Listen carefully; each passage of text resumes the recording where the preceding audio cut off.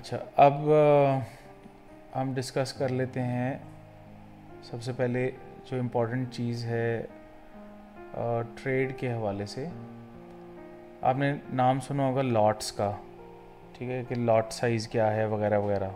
ठीक है, सबसे पहले लेवरेज वगैरह चीज़ों को समझने से पहले ना हमें ये चीज़ें समझना ज़रूरी है कि 3 तरह की लॉट्स होती हैं हमारे पास। एक होती है स्टैंडर्ड लॉट, एक होता है हमारे पास मिनी लॉट और एक होता है माइक्रो लॉट। ठीक है, ये 3 लॉट साइजेस हैं हमारे पास जिनसे हम ट्रेड करते हैं। स्टैंडर्ड लॉट का मतलब है कि हमारे पास 1 स्टैंडर्ड लॉट, इसकी पिप वैल्यू होती है एक। ठीक है, इसकी पिप वैल्यू हमारे पास होती है पर पिप $10।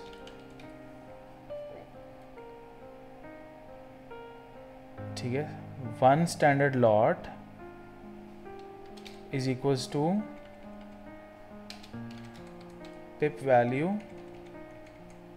$10 पर पिप। ठीक है, इसको कहते हैं स्टैंडर्ड लॉट। और मिनी लॉट को हम डिफाइन करते हैं एज 0.10 और इसकी पिप वैल्यू होती है $1 पर पिप।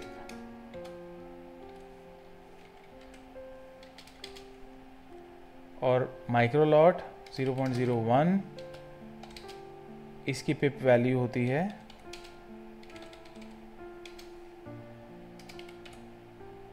$0.10 या $0.1 पर पिप। ठीक है, ये 3 हमारे पास लॉट साइज होती हैं।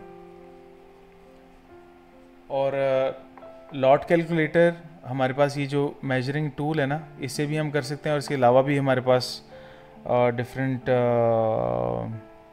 पिप कैलकुलेटर्स होते हैं जिनको यूज़ करके इनिशियली तो मैं आपको उसके ऊपर आपका हाथ सीधा कराऊंगा कि पिप को कैसे कैलकुलेट करना है, फॉर्मूला भी बता देंगे तो आपको पता चल जाएगा। अच्छा, एक फॉर एग्ज़ाम्पल 2750 और 2800, इनके बीच में कितने पिप हैं, तो यू वुड नो एग्जैक्टली कि कितने पिप्स हैं। ठीक है, लेकिन अभी पहली चीज़ ये समझ लीजिए कि हमारे पास 3 तरह की लॉट साइज़ होती हैं।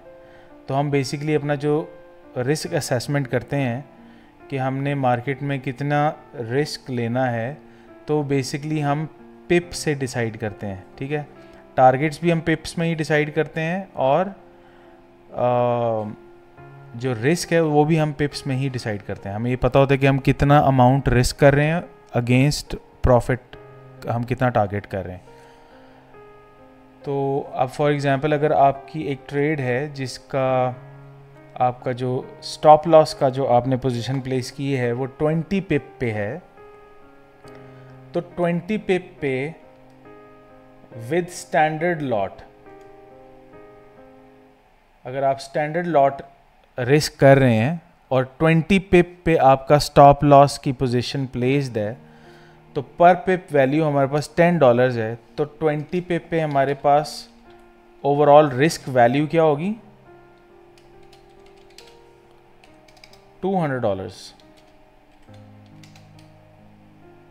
ठीक है, 20 पिप पे स्टैंडर्ड लॉट अगर आप रिस्क कर रहे हैं और 20 पिप का आपका स्टॉप लॉस है जहाँ पे आप कॉन्फिडेंट फील कर रहे हैं कि इस 20 पिप के एरिया से मार्केट जो है आपके अगेंस्ट नहीं मूव करेगी, तो ओवरऑल जो आपकी जो रिस्क की वैल्यू है वो $200 है ऑन स्टैंडर्ड लॉट। और अगर आप स्टैंडर्ड लॉट के साथ मार्केट में एंटर नहीं हो रहे, आप मिनी लॉट के साथ मार्केट में एंटर हो रहे हैं, तो 20 पिप पे आपकी जो रिस्क वैल्यू होगी वो होगी $20।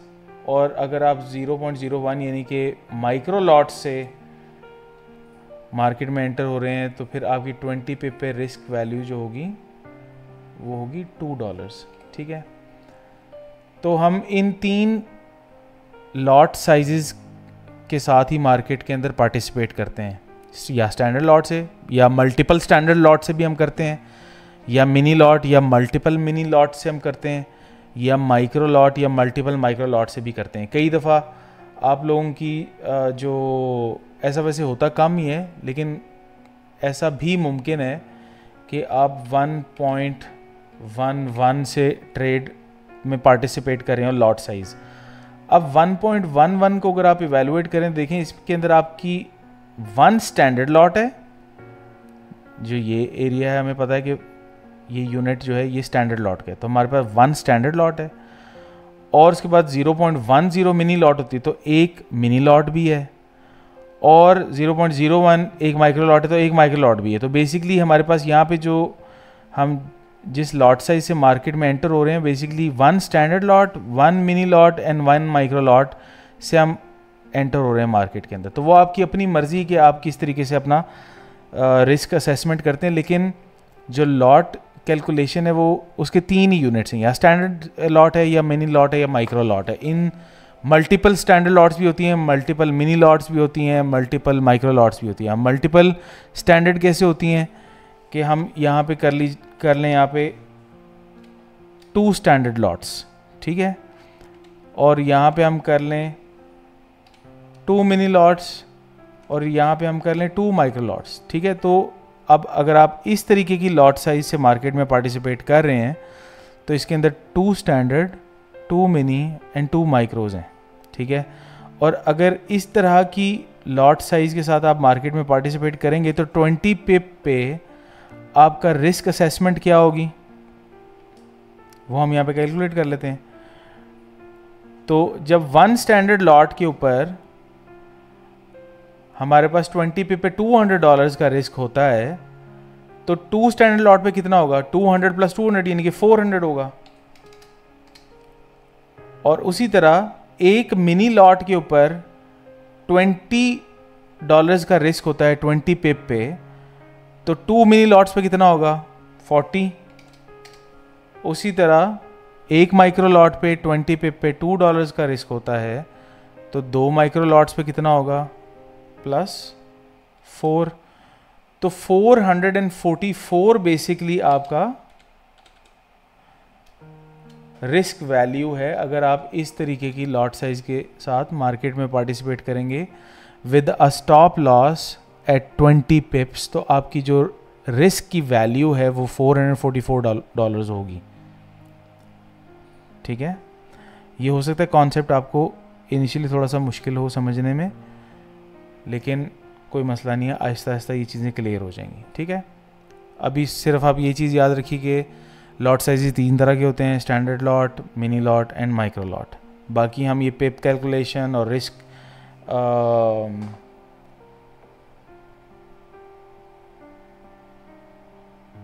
कैलकुलेशन वगैरह जो ना, ये हम सारी चीज़ें साथ साथ करते रहेंगे। तो ये आपको जिस तरीके से स्ट्रक्चर की चीज़ें आपको रिवाइज़ होती गई हैं, साथ साथ इंशाल्लाह ये भी चीज़ें आपको रिवाइज़ हो जाएंगी।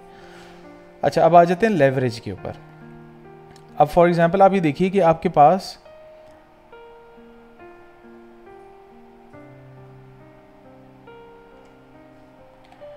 स्टैंडर्ड लॉट के ऊपर 20 पिप के स्टॉप लॉस के साथ आपकी रिस्क वैल्यू बनती है $200, ठीक है। लेकिन दिस डज नॉट मीन कि आवाज आ रही सब लोगों को? जी सर, आ रही। Yes sir. एक में मेरा ख्याल से मेरा माउस जो है ना वो जवाब दे गया। अच्छा, मैं आपको ये बता रहा था कि $200 की रिस्क असेसमेंट के साथ अगर फॉर एग्जांपल आप मार्केट में पार्टिसिपेट करते हैं और आप स्टैंडर्ड लॉट से पार्टिसिपेट करना चाह रहे हैं और आपके अकाउंट के अंदर $200 ही हैं, ठीक है, तो दिस डज नॉट मीन कि आप स्टैंडर्ड लॉट से पार्टिसिपेट कर सकते हैं। उसकी वजह यह है कि जो ये डिसीजन है ना, ये डिपेंड करता है कि आपको ब्रोकर ने लेवरेज कितनी असाइन की हुई है, ठीक है। अब अगर फॉर एग्जांपल आपके पास $200 आपके पास $200 आपके पास अकाउंट में अवेलेबल है और आपके पास लेवरेज है 1:100, तो आपको एक सर्टन मार्जिन या सर्टन अमाउंट चाहिए अपने अकाउंट में एक पोजीशन को इनिशिएट करने के लिए, ठीक है। तो हम यहाँ पे एक चीज़ ओपन करते हैं जिसको कहते हैं मार्जिन कैलकुलेटर। अच्छा, अब अगर आपका ब्रोकर आपको 1:500 की लेवरेज प्रोवाइड कर रहा है और आप 1 यूनिट यानी कि आप माइक्रो लॉट से मार्केट में पार्टिसिपेट करना चाह रहे हैं, यानी कि 0.01 से ट्रेड करना चाह रहे हैं, तो जो आपके पास मिनिमम बैलेंस जो आपके पास होना चाहिए ना वो है $6। ठीक है, this is the margin required. जी वो मुनीब भाई ठीक नहीं बता रहा था। ठीक है, माइक्रो लॉट के ऊपर आपको $6 चाहिए। और अगर फॉर एग्जांपल आपके पास लेवरेज जो है, अभी जिस तरह आमिर भाई पूछ रहे थे, और हो सकता है आप फ्यूचर में फंडेड अकाउंट्स भी लें जहाँ पे आपको लेवरेज 1:100 मिलेगी, तो 1:100 में आपको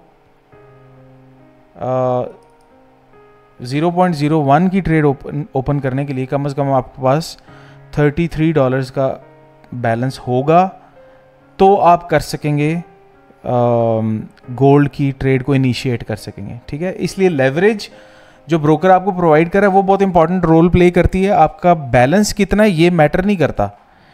ठीक है, ऑल्दो अभी हमने यहाँ पे चेक किया है इधर, सॉरी यहाँ पे, कि स्टैंडर्ड लॉट के ऊपर आपकी जो पिप वैल्यू है वो $10 पर पिप है, और $20 का रिस्क अगर आप लेना चाहते हैं तो आपको तो सिर्फ $200 चाहिए आपके अकाउंट में। लेकिन अगर आपका ब्रोकर आपको इजाज़त नहीं दे रहा, मतलब कि अगर आपको उसने लेवरेज इतनी प्रोवाइड नहीं की हुई है, तो $200 अगर आपके पास अकाउंट में बैलेंस है तो आप स्टैंडर्ड लॉट से मार्केट में पार्टिसिपेट नहीं कर पाएंगे। वो सारा डिपेंड करेगा कि आपके पास मार्जिन या आपके पास लेवरेज कितनी है। तो स्टैंडर्ड लॉट से पार्टिसिपेट करने के लिए आपको जो मिनिमम बैलेंस चाहिए 1:100 लेवरेज के ऊपर, वो $3,382 चाहिए, तो आप गोल्ड की ट्रेड में पार्टिसिपेट कर सकेंगे।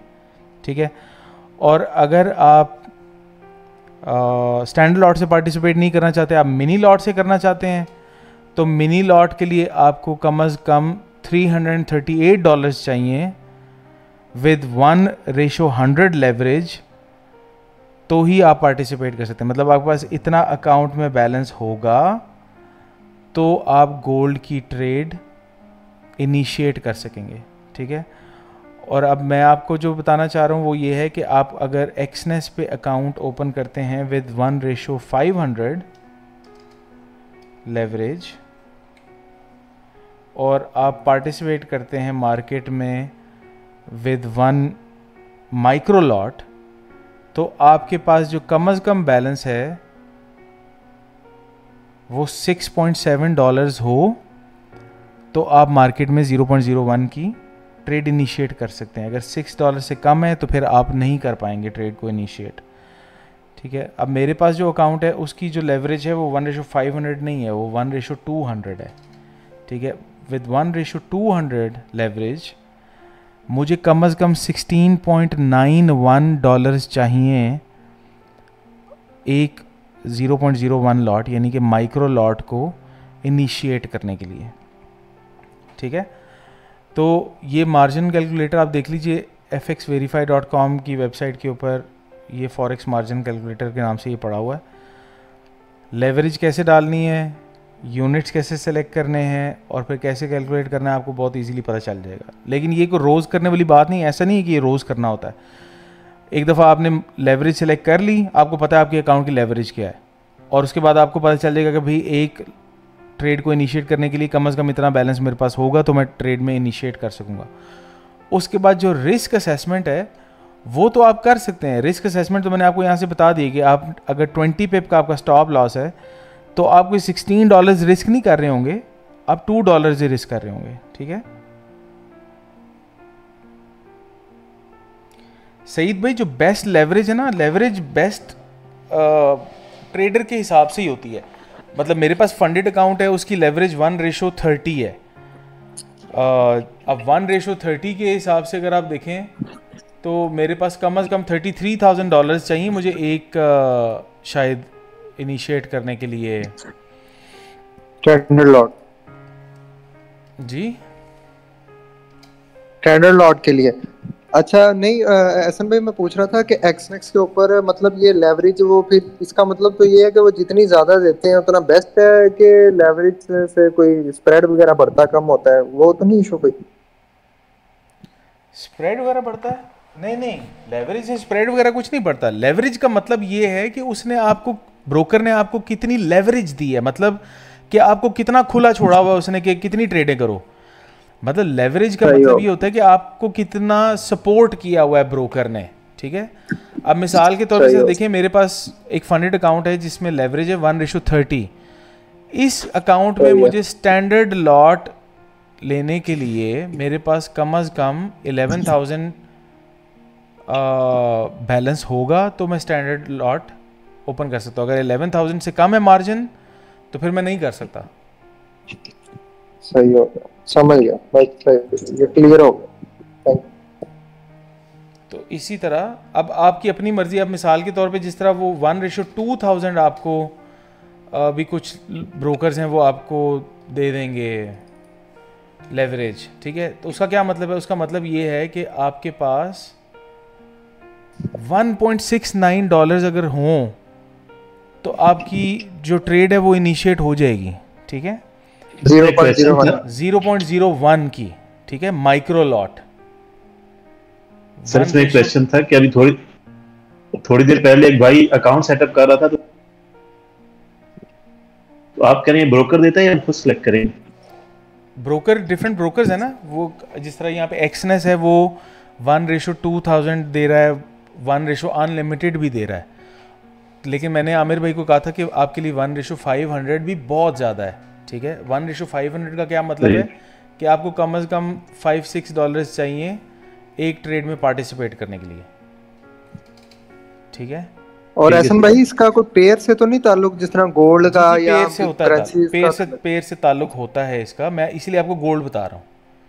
बाकी आप यहाँ से सही हो। इंस्ट्रूमेंट चेक करके euro dollar and pound dollar इस तरह डिफरेंट पेयर्स के ऊपर आप चेक कर सकते हैं कि बाकी इंस्ट्रूमेंट्स के ऊपर समझ। आपको क्या लेवरेज किस तरह से प्ले होगी और आपको मार्जिन कितना मिलेगा। ठीक है, सबसे ज़्यादा मार्जिन जो होता है ना वो गोल्ड पे होता है। इसलिए मैंने आपको सबसे समझ लें कि वर्स्ट केस सिनेरियो बताया कि सबसे ज़्यादा हाँ जी, ये मैं मार्जिन समझ गया। गोल्ड पे ही मार्जिन चाहिए आपको। बाकी जो जितने भी फॉरेक्स पेयर्स हैं उन पे कम चाहिए होता है। अगर आप इंडिसेस पे चले जाएंगे तो उस पे भी ज़्यादा ही चाहिए होता है। तो इंडिसेस तो मैं करता नहीं हूँ, मैं फॉरेक्स और इस पे रहता हूँ, गोल्ड पे, और मैं आजकल तो सिर्फ गोल्ड को ट्रेड कर रहा हूँ। तो इसलिए कुछ ज़्यादा मसले वाली बात नहीं है इस पर। ठीक हो। ठीक है, तो लेवरेज का ठीक मतलब हो ये गया। है कि ब्रोकर ने आपको कितना खुला छोड़ा हुआ है कि आपको कम से कम कितना बैलेंस आपके पास है और आप ट्रेड इनिशिएट कर सकते हैं। अगर लेवरेज उसने आपको कम दी हुई है तो इसका मतलब ये है कि भाई ब्रोकर चाहता है कि आपके पास बैलेंस हो तो ही आप ट्रेड करें। अदरवाइज लोग अच्छा ये अदरवाइज एक डॉलर लोग रख के गैम्बलिंग स्टार्ट कर देते हैं ना।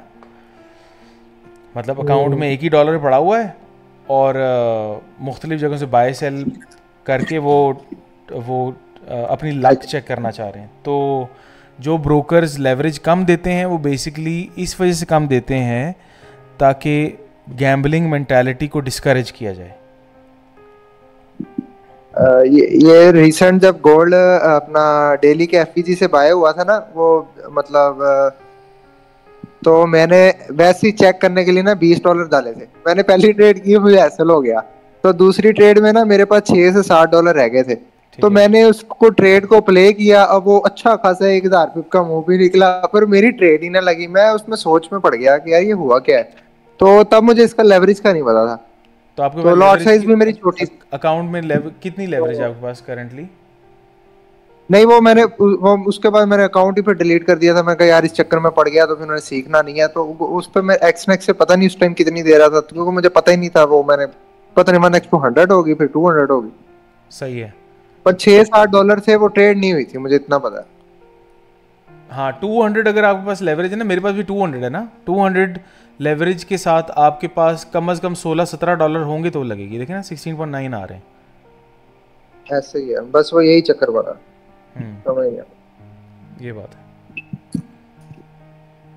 तो बहरहाल ये वाली जो मार्जिन कैलकुलेशन और ये जो सारी चीज़ें ये इतनी ज़्यादा यूज़ नहीं करनी पड़ती। एक दफ़ा आपको कॉन्सेप्ट पता चल जाए तो आपको पता चल जाएगा कि एक अकाउंट में आपके पास मिनिमम कितना अमाउंट होगी तो आप ट्रेड इनिशिएट कर सकते हैं। वो जिस वक्त हम ट्रेड इनिशिएशन के ऊपर आएंगे तो इंशाल्लाह हम ये पिप को, लेवरेज को, मार्जिन को, एक्विटी को, फ्लोटिंग पीएनएल को, इन सारी चीज़ों को हम डिस्कस करेंगे। तो अभी फ़िलहाल इतना मेरे ख्याल से इन्फॉर्मेशन आपके लिए काफ़ी है। अच्छा, लास्ट हमने जो सेशन में डिस्कशन की थी उसको एक दफ़ा रिवाइज़ कर लेते हैं। हमारे सामने एग्जांपल के तौर पे ये 12 आवर का चार्ट है जहाँ पे हमने इंड्यूसमेंट का एरिया हमने मार्क किया था और मार्केट जब इंड्यूसमेंट लेवल से नीचे ट्रेड कर गई थी तो हमने मार्क कर दिया अपना हाई, जिसको हमने लेबल कर दिया ब्रेक ऑफ स्ट्रक्चर। और जब मार्केट ने ब्रेक ऑफ स्ट्रक्चर लेवल से ऊपर क्लोजिंग दे दी तो हमने मार्क कर दिया लो और उसको लेबल कर दिया हमने चेंज ऑफ कैरेक्टर। और उसके बाद हमने ब्रेक ऑफ स्ट्रक्चर के बाद देखा कि मार्केट ने एक पुल बैक क्रिएट कर दिया है, तो हमें ये पता चल गया कि इस पुल बैक की वजह से हमारे पास ये जो ब्रेक ऑफ स्ट्रक्चर है ये भी वैलिड है। और इस पुल बैक से नीचे मार्केट ने ट्रेड नहीं किया, मार्केट ने एक और पुल बैक बनाया, 2 पुल बैक्स बन गए। यहाँ पे नीचे हमारे पास कोई पुल बैक नहीं था। अगर ये पुल बैक और ये दोनों पुल बैक्स नहीं बनते और मार्केट डायरेक्टली यहाँ पे नीचे आ जाती तो ये ब्रेक ऑफ स्ट्रक्चर और चेंज ऑफ कैरेक्टर वैलिड नहीं होता। हम फिर ये इस इंड्यूसमेंट को यहाँ पे शिफ्ट कर देते, ठीक है। और जब इंड्यूसमेंट यहाँ पे शिफ्ट हो जाती और मार्केट इस पर ट्रेड कर जाती तो ये वाला हाई भी हमारे पास इस जगह पे शिफ्ट हो जाता, मतलब न्यू प्लेस के ऊपर आ जाता, ठीक है।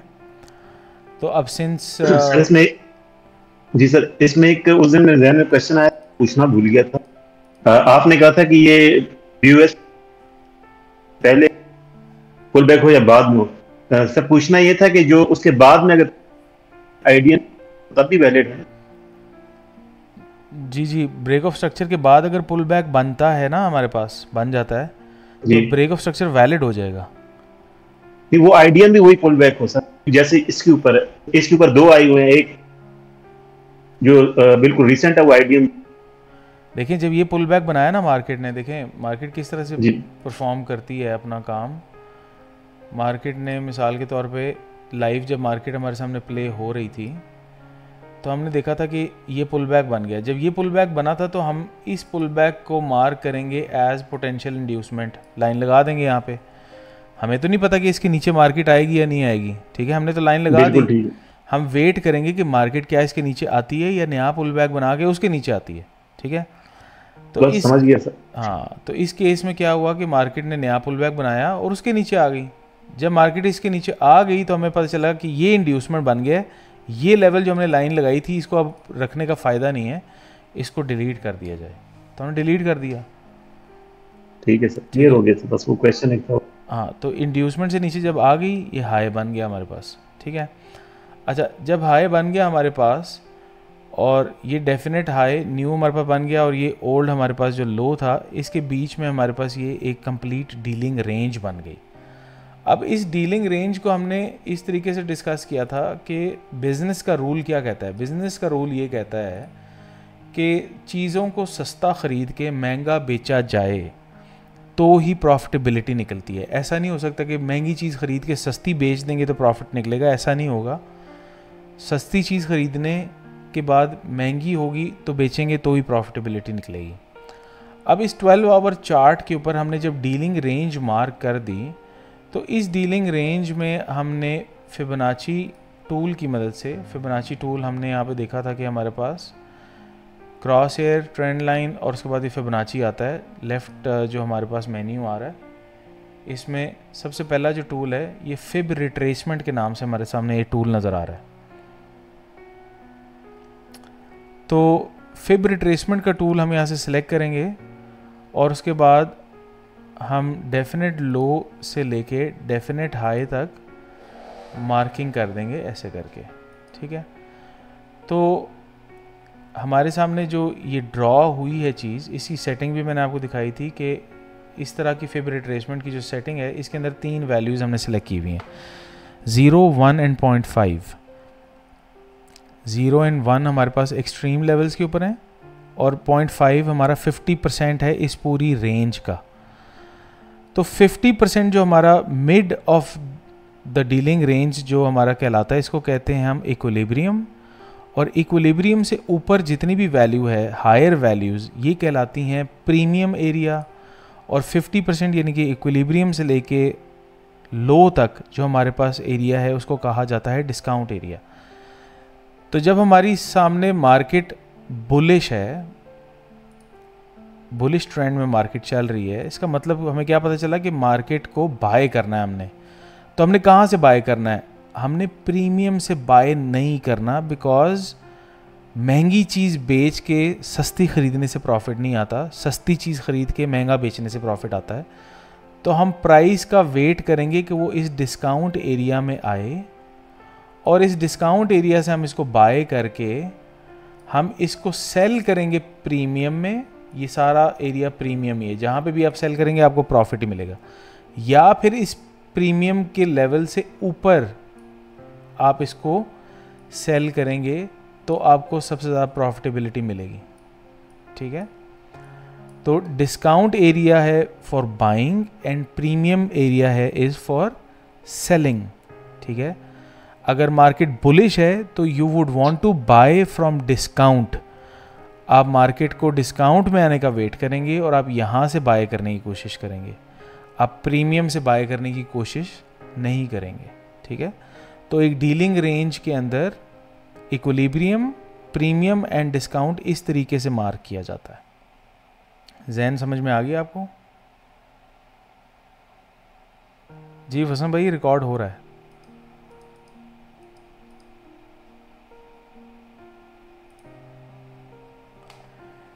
ठीक है, तो premium and discount, I hope कि इसमें कोई ज़्यादा इतनी कॉम्प्लिकेशन नहीं थी, ये आपको समझ आ गया होगा।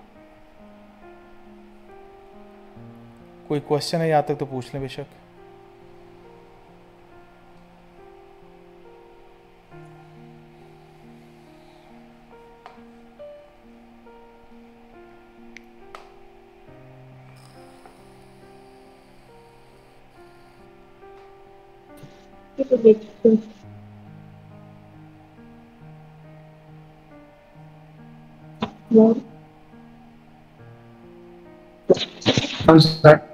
जी रहमान भाई, आपने क्वेश्चन पूछा है सर, अगर मार्केट बीओएस करे ही नहीं फिर नीचे लो से नीचे आ जाए, आप ये कह रहे हैं? देखिए हमारे पास सबसे पहली तो चीज़ ये है रहमान भाई, आप अनम्यूट कर लेंगे तो ज़्यादा बेहतर हो जाएगा, मुझे आपका सवाल समझ में आ जाएगा। देखें सबसे पहली तो चीज़ ये है कि ये लो जो डेफिनेट लो है ये बना कब है? ये ब्रेक ऑफ स्ट्रक्चर से ऊपर क्लोजिंग जब आई है तो ही तो लो बना है। अगर मार्केट ब्रेक ऑफ स्ट्रक्चर से ऊपर नहीं जाती तो ये लो भी नहीं बनेगा, हाई बना रहेगा बहरहाल हमारे पास। अब जब ये हाई हमारे पास बना हुआ है तो फिर हमें ये ढूंढना है कि इस हाई और प्रीवियस लो के बीच में हमारे पास एक डीलिंग रेंज है। ठीक है, तो बेसिकली हमें फिर उस डीलिंग रेंज का के ऊपर फिर नज़र डालनी पड़ेगी। अब यहाँ पे हमारे पास डीलिंग रेंज कहाँ पे नज़र आ रही है वो हम यहाँ पे अभी देख लेते हैं। इस 12 आवर टाइम फ्रेम पे आप चेक करें कि मार्केट ने हमारे पास ये एक पुल बैक क्रिएट किया था ऐसे, और इस पुल बैक से नीचे मार्केट ने ट्रेड कर दिया था। तो प्रीवियसली हमारे पास ये इंड्यूसमेंट का लेवल है, और जब मार्केट ने इस इंड्यूसमेंट लेवल से नीचे ट्रेड कर दिया तो हमारे पास ये डेफिनेट हाई बन गया था, और इस डेफिनेट हाई को हम लेबल कर देंगे एज ब्रेक ऑफ स्ट्रक्चर।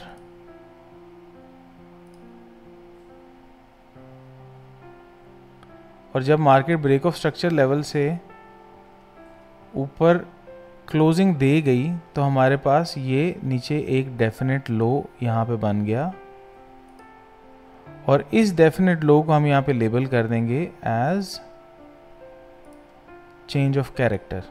ठीक है, अब आपका सिनेरियो हम ले लेते हैं कि मार्केट ने ये वाला ब्रेक ऑफ स्ट्रक्चर से ऊपर क्लोजिंग नहीं दी, तो हम मार्केट को ले आते हैं यहाँ पे पीछे, इधर ले आते हैं, ठीक है। अब यहाँ पे आप देखें, हमने एज्यूम ये किया कि भाई ये वाली डीलिंग रेंज तो अभी बनी नहीं है, मार्केट अभी यहाँ पे खड़ी हुई है, और ये डेफिनेट लो भी नहीं बना हमारे पास, चेंज ऑफ कैरेक्टर भी हमारे पास नहीं बना, कुछ भी नहीं बना यहाँ पे। तो हम क्या करेंगे, हम ये देखेंगे कि क्या ये वाली जो डीलिंग रेंज है हमारे पास, क्या ये बुलिश है? जी बिल्कुल बुलिश है। मार्केट ने ब्रेक ऑफ स्ट्रक्चर किया है? जी बिल्कुल किया है। मार्केट पुल बैक बनाकर ब्रेक ऑफ स्ट्रक्चर करके आ रही है, तो ब्रेक ऑफ स्ट्रक्चर वैलिड है। हम वेट करेंगे या तो मार्केट इस पुल बैक से नीचे आ जाए, या फिर एक नया पुल बैक बनाए और उस पुल बैक से नीचे आ जाए। तो मार्केट ने ये भी पुल बैक बनाया, ये भी बनाया, दोनों के नीचे ट्रेड नहीं किया, ना ही प्रीवियस वाले के नीचे ट्रेड किया।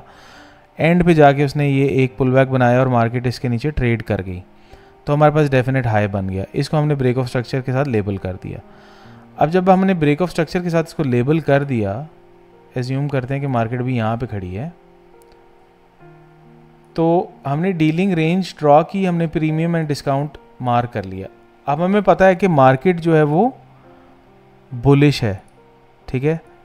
तो अभी हमने डिस्कस किया है कि जब बुलिश मार्केट होती है और हमने गोल्ड को बाय करना है, तो हम इस प्रीमियम एरिया से बाइंग नहीं करेंगे, हम डिस्काउंट एरिया से बाइंग करने की कोशिश करेंगे, ठीक है। और हम वेट करेंगे कि मार्केट डिस्काउंट एरिया में आ जाए, यहाँ से हम इसको बाय कर लेंगे। तो हमने मार्केट का नीचे आने का वेट किया, डिस्काउंट में आई, यहाँ से मार्केट को हमने बाय कर लिया। तो हमें पता चल गया कि भाई हमने सस्ता ख़रीद लिया है, महंगा बेचेंगे। महंगा कहाँ तक बेच सकते हैं? प्रीमियम तक भी बेच सकते हैं, प्रीमियम के ऊपर तक भी बेच सकते हैं। तो हमारी ये जो ट्रेड थी डिस्काउंट टू प्रीमियम या बियॉन्ड प्रीमियम, हमारी प्रॉफिट में चली गई। अच्छा, अब जब ये मार्केट ने इस हाई से ऊपर ब्रेक ऑफ स्ट्रक्चर कर दिया, तो अब हमें पता चला कि लो भाई हमारे पास तो यहाँ पे क्लोजिंग आ गई है, तो ये डेफिनेट लो हमारे पास कंफर्म हो गया है। तो इसको हम साथ ही लेबल कर देते हैं एज चेंज ऑफ कैरेक्टर। लेकिन हम एक चीज़ का वेट करेंगे, वो क्या है कि मार्केट अपना एक पुल बैक क्रिएट कर ले, ठीक है। अब आप ये देखिए कि ब्रेक ऑफ स्ट्रक्चर, ये जो मार्केट ने ऊपर क्लोजिंग दी है, यहाँ पे कोई भी pull back market bullish pull back नहीं बना के आई। आपको पता है कि बुलिश पुल बैक किस तरह से दिखता है? बुलिश पुल बैक दिखता है जब मार्केट हाईएस्ट हाई वाली कैंडल से ऊपर ट्रेड करती, नीचे ट्रेड कर जाती है, और नीचे ट्रेड करने के बाद उस हाईएस्ट हाई वाली कैंडल के ऊपर ट्रेड कर जाती है, ठीक है।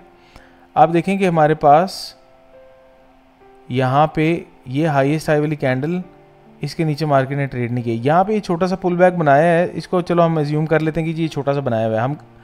हम एज्यूम ये करते हैं कि ये वाला पुल बैक नहीं बनाया है इसने, ठीक है, एक छोटा सा इसने बनाया हुआ है, लेकिन हम यहाँ पे एज्यूम कर रहे हैं कि कोई भी पुल बैक नहीं है इधर फिलहाल, ठीक है। तो फिर हम क्या करेंगे, हम ब्रेक ऑफ स्ट्रक्चर के बाद पुल बैक बनने का वेट करेंगे।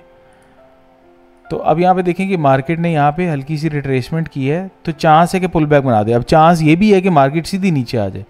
अगर मार्केट यहाँ से स्ट्रेट नीचे आ जाती है, स्ट्रेट यहाँ से नीचे आ जाती, कोई पुल बैक नहीं बनाती, तो हमारे पास ये चेंज ऑफ कैरेक्टर भी वैलिड नहीं होगा, ना ही ये ब्रेक ऑफ स्ट्रक्चर वैलिड होगा। बिकॉज ब्रेक ऑफ स्ट्रक्चर तो वैलिड ही तब होता है जब मार्केट को पुल बैक बना के आए, या ब्रेक ऑफ स्ट्रक्चर कंप्लीट करने के बाद पुल बैक बनाए, तो ये ब्रेक ऑफ स्ट्रक्चर वैलिड नहीं है।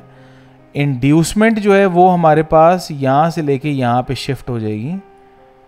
अब मार्केट जब इंड्यूसमेंट लेवल से नीचे ट्रेड कर जाएगी, तो हमारे पास डेफिनेट हाई ये बन जाएगा, यानी कि ये वाला हाई यहाँ पे शिफ्ट हो जाएगा और ये वाला हाई नहीं बनेगा, ठीक है। तो अब हमारे पास एक नई डीलिंग रेंज फिर बन जाएगी, जो कि इस लो से लेके इस हाई तक फिर बन जाएगी, ठीक है।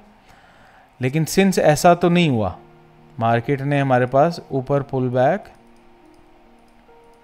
ये ऊपर बना दिया पुल बैक, तो हमारे पास इवेंचुअली जो ब्रेक ऑफ स्ट्रक्चर था वो वैलिड हो गया था, ठीक है। ये पुल बैक बन गया, मार्केट का ब्रेक ऑफ स्ट्रक्चर वैलिड हो गया। हमने वेट किया मार्केट इससे नीचे आ जाए, नहीं आई मार्केट, फिर मार्केट ने एक और पुल बैक बनाया, हमने अब वेट किया इसके नीचे आ जाए, तो देखते हैं इसके नीचे आई मार्केट जो है इसके नीचे आ गई। जब मार्केट इसके नीचे आ गई तो हमारे पास डेफिनेट हाई कंफर्म हो गया और ब्रेक ऑफ स्ट्रक्चर यहाँ पे पहले ही हो चुका था, डेफिनेट लो भी हमारे पास बना हुआ था। तो अब हमारे पास एक नई डीलिंग रेंज जो है ना वो क्रिएट हो चुकी है, जो है इस डेफिनेट लो से लेकर इस डेफिनेट हाई तक। ठीक है, तो अगेन अब हम किस चीज़ का इंतज़ार करेंगे? हम इंतज़ार करेंगे कि मार्केट को, क्योंकि मार्केट बुलिश है तो हम मार्केट को प्रीमियम से हरगिज़ बाय नहीं करेंगे, हम वेट करेंगे कि मार्केट आ जाए डिस्काउंट में, यहाँ से इसको बाय किया जाएगा और फिर इसको प्रीमियम में बेचा जाएगा या प्रीमियम से ऊपर बेचा जाएगा। ठीक है, तो फिर हमने यहाँ पे वेट किया और मार्केट डिस्काउंट एरिया में आ गई।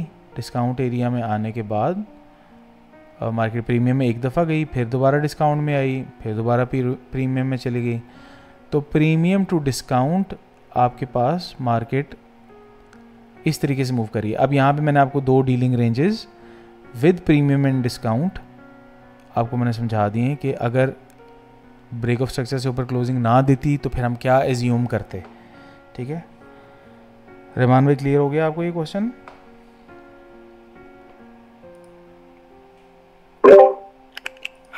अस्सलाम वालेकुम सर। वालेकुम सलाम। नबील भाई आपने जो पिक्चर मार्क जो की हुई है ना वो जी बिल्कुल वो इंड्यूसमेंट होगा।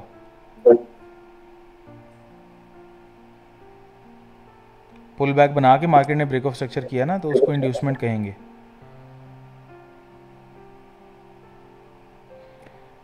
जी भाई कौन क्वेश्चन पूछ रहा था? सर मैं फैसल बात कर रहा हूँ। ठीक है जी फैसल भाई।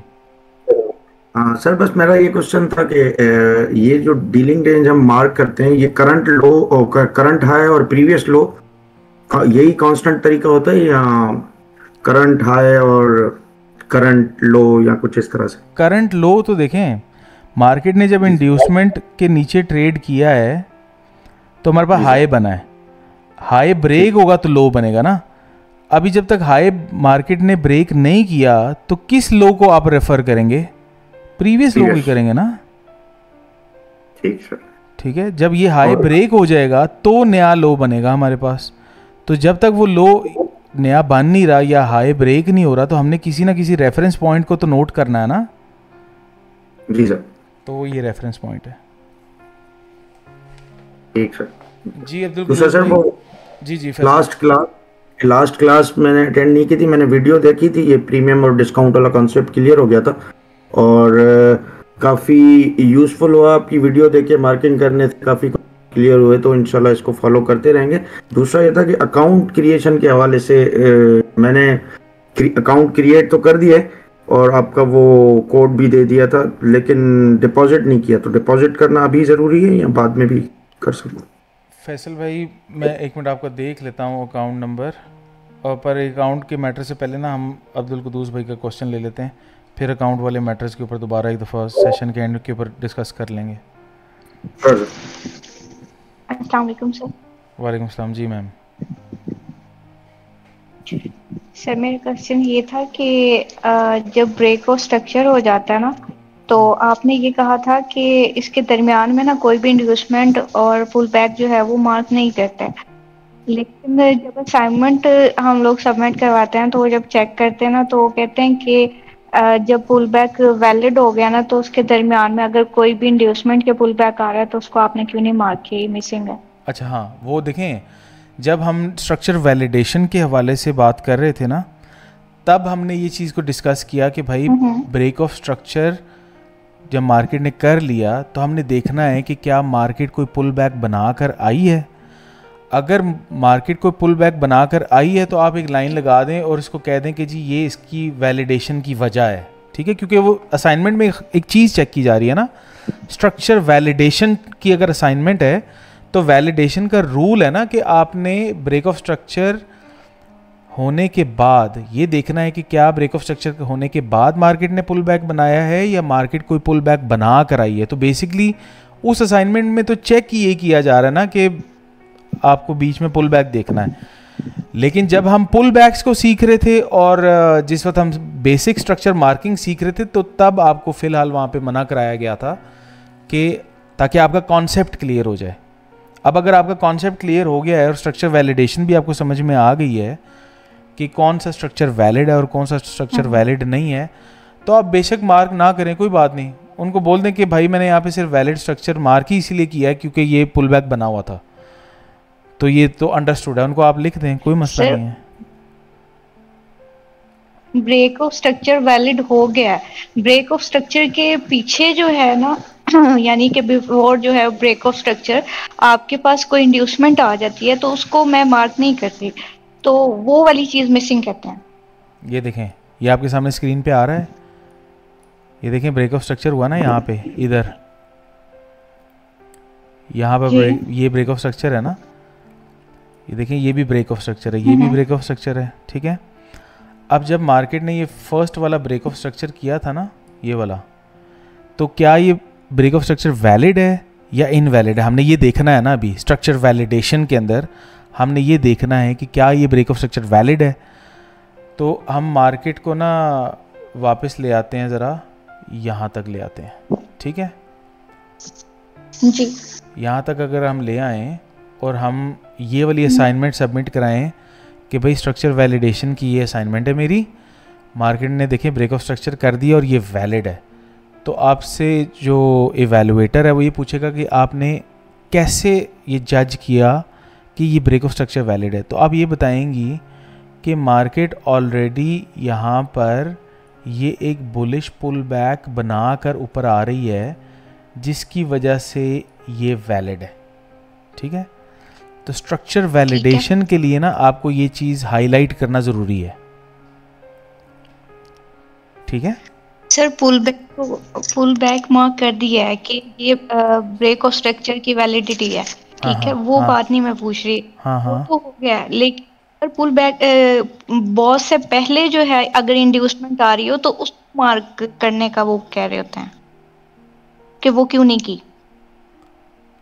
ब्रेक ऑफ स्ट्रक्चर से पहले इंड्यूसमेंट, ब्रेक ऑफ स्ट्रक्चर से पहले एक पुल बैक बना और उसके दोबारा नीचे मार्केट आ गई तो उसको, और वो वाली जो नीचे उससे मार्केट ट्रेड कर गया तो उसको इंड्यूसमेंट बनाना है। ये कौन है साइंसदान, ये किसने कहा है आपको? सर पता नहीं, मैं 2 दिन हो गए जब भी मैं असाइनमेंट सबमिट करवाती हूँ तो कहते हैं कि यहाँ पे इंड्यूसमेंट जो है वो मिसिंग है, लेकिन मैंने तो उन्हें यही कहा था कि सर ने अभी इंड्यूसमेंट और पुल बैक का कहा ही नहीं है कि बॉस से पहले जो है वो मार्क करनी है, लेकिन शायद फिर वो कुछ और कह रहे हैं, मुझे नहीं क्लियर हुई, इसलिए मैंने कहा मैं आपसे कब की बात है, ज़रा मुझे वो बताएं कहाँ पे कहा है उन्होंने, कौन सी असाइनमेंट नंबर 7 में 6 में किधर कहा है? सर 6 और 7 में दोनों में ऐसा हुआ है। अच्छा ठहर, लेकिन फिर जब मैंने उन्हें ना कि मतलब सर ने अभी तो ये कहा है कि पुल बैक और इंड्यूसमेंट नहीं मार्क करनी बॉस से पहले, तो उन्होंने कहा ठीक है ये मेरी मिस्टेक है, मतलब शायद हमें अभी अलाउ नहीं किया आपने ये कोई ऐसा सीन हो। अच्छा उन्होंने कह दिया उनकी मिस्टेक है जी। अच्छा कह दिया ना, फिर तो उन्होंने माजरत भी कर लिया, तो फिर मुझे क्यों शिकायत लगा रही है?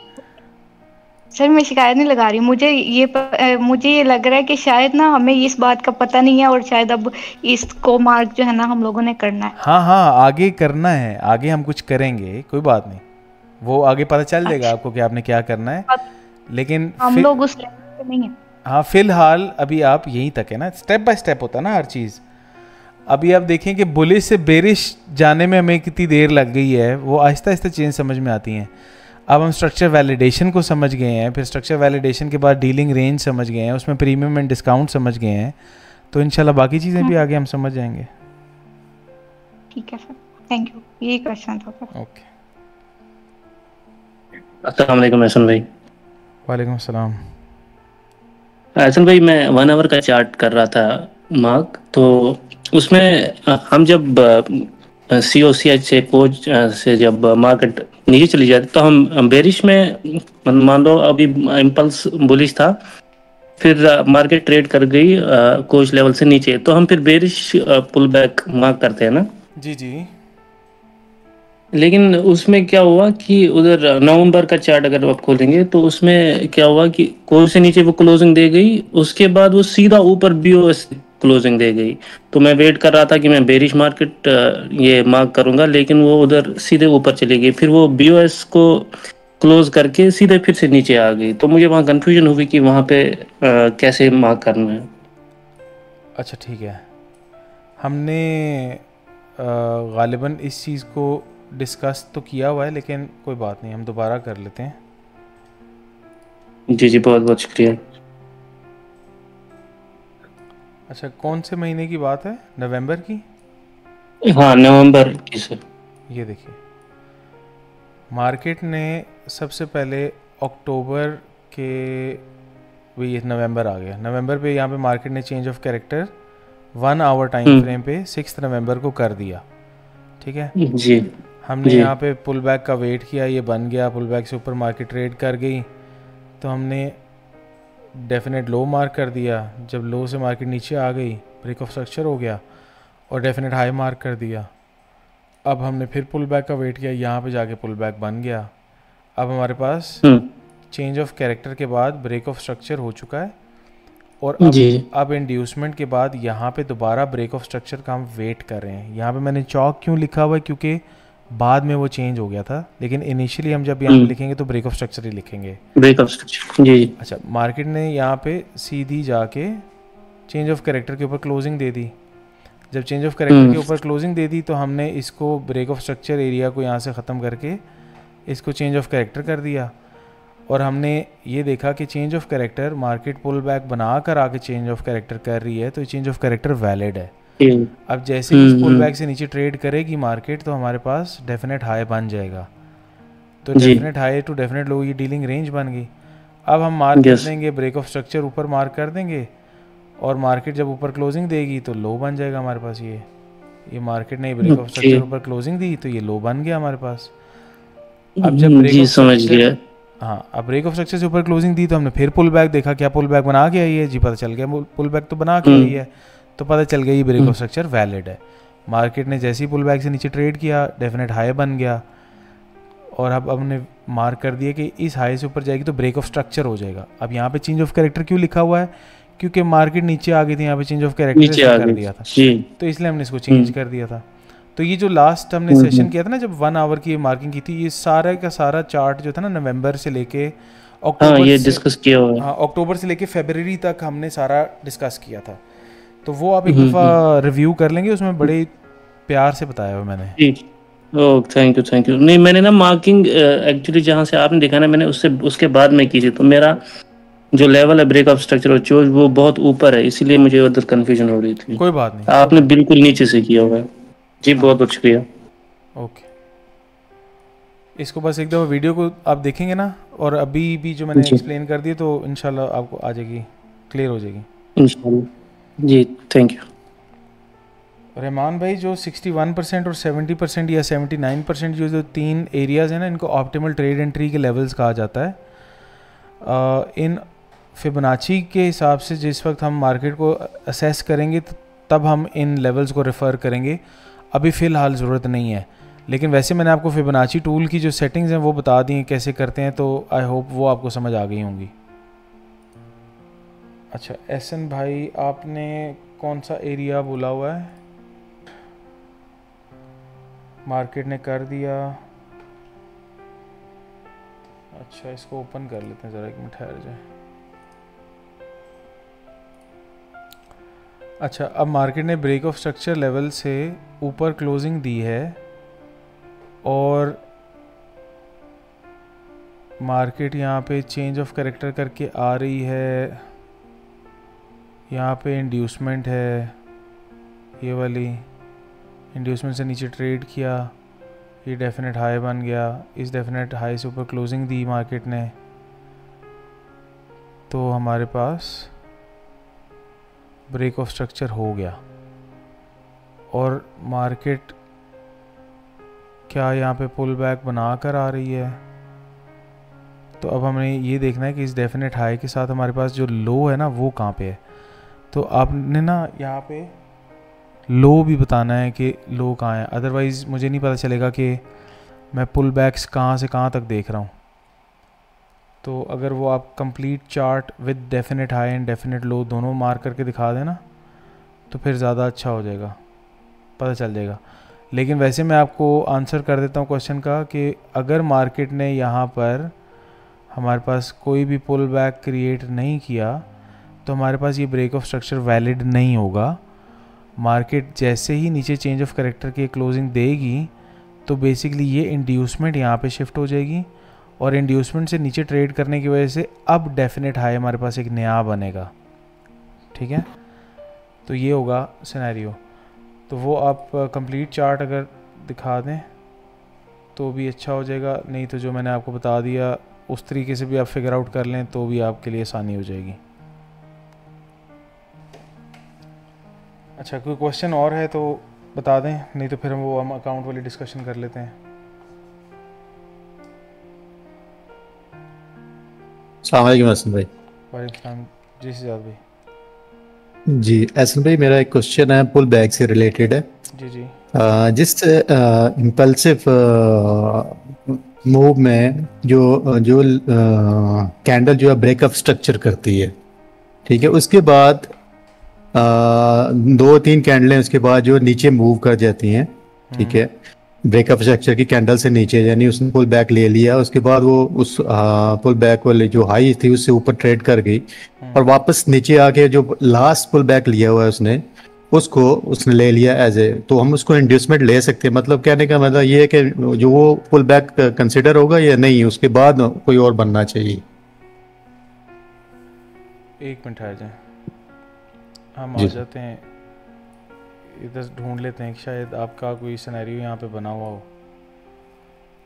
अब 15 मिनट में अगर आप 2 जुलाई की देखें ना, जो हमने सिनेरियोज ऑलरेडी मार्क किए हैं उसमें से निकाल लेते हैं ना, अदरवाइज वो 15 मिनट का तो आपको पता है चले, बहुत लंबा मार्क ठीक। करना पड़ेगा।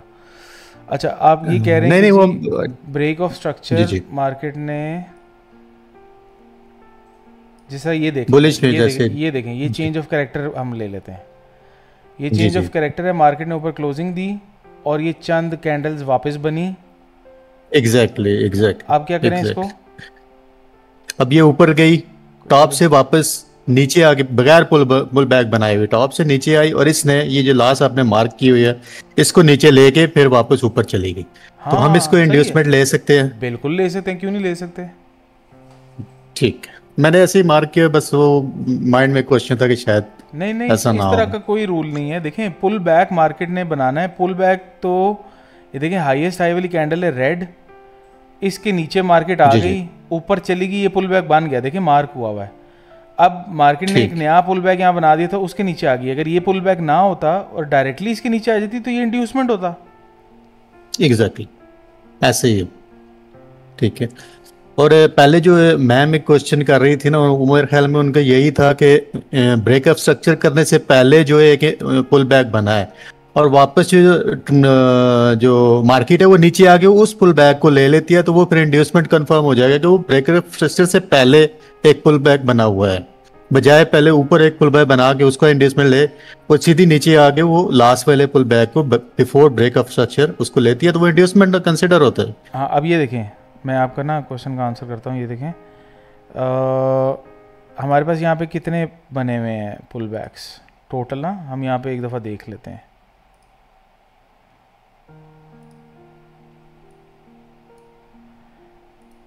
ये सारे पुल बैक्स हैं ना हमारे पास। जी जी जी जी। अच्छा, अब मिसाल के तौर पे ये भी पुल बैक ना होता, ठीक है, हम वो जी इफ एल्स वाले क्वेश्चन करने लग पड़े। हम कहते हैं ये भी ना होता, ये भी ना होता, ये भी ना होता, ये वाला पुल बैक ही होता, एक ही होता। मार्केट ऊपर चेंज ऑफ कैरेक्टर करती और सीधी नीचे आ जाती यहाँ पे, तो हम इसको भी इंड्यूसमेंट मार्क कर लेते। एग्जैक्टली, क्योंकि आपने पढ़ाया हुआ है ये हमें, तो वो मेरे ख्याल में उनका यही क्वेश्चन था। कोई बात नहीं, वो उनको आगे मैं ठीक, आपको हो गया क्लियर? हाँ मुझे क्लियर था, मैं वैसे ही वो कह रहा था आपको कि वो आपने पढ़ाया हुआ कि इससे पहले भी अगर पुल बैक हो ऊपर ना बनाए नीचे आके उसको ले ले तो वो इंड्यूसमेंट आप उसको कंसीडर करेंगे। बिल्कुल करेंगे, बिल्कुल करेंगे। ठीक, थैंक यू। अच्छा, नौशाद भाई ने पिक्चर भेजी है एक। नौशाद भाई, ये आपकी आगे पिक्चर हमारे पास यहाँ पे, जी निशाद भी, क्या करें इसको? अच्छा ये वो आपने कंप्लीट भेजी है? जी सर, ये 1 मिनट का चार्ट है, फिर इसमें पूछना है मुझे एक हुआ या नहीं हुआ, और इसमें जो आगे डीलिंग ऐसे नवान भाई आपके साथ ही बैठे हुए हैं?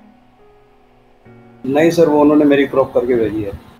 अच्छा वो क्रॉप करके भेजी, अच्छा ठीक है, सही है, ठीक हो गया। अच्छा अब ये सिचुएशन है हमारे पास, इसको हम इवैल्यूएट कर लेते हैं इसको ज़रा। अच्छा जी, मार्केट ने हमारे पास यहाँ पे ब्रेक ऑफ स्ट्रक्चर किया, ये इस एरिया पे, जिसकी वजह से हमारा ये डेफिनेट हाई बन गया, ठीक है।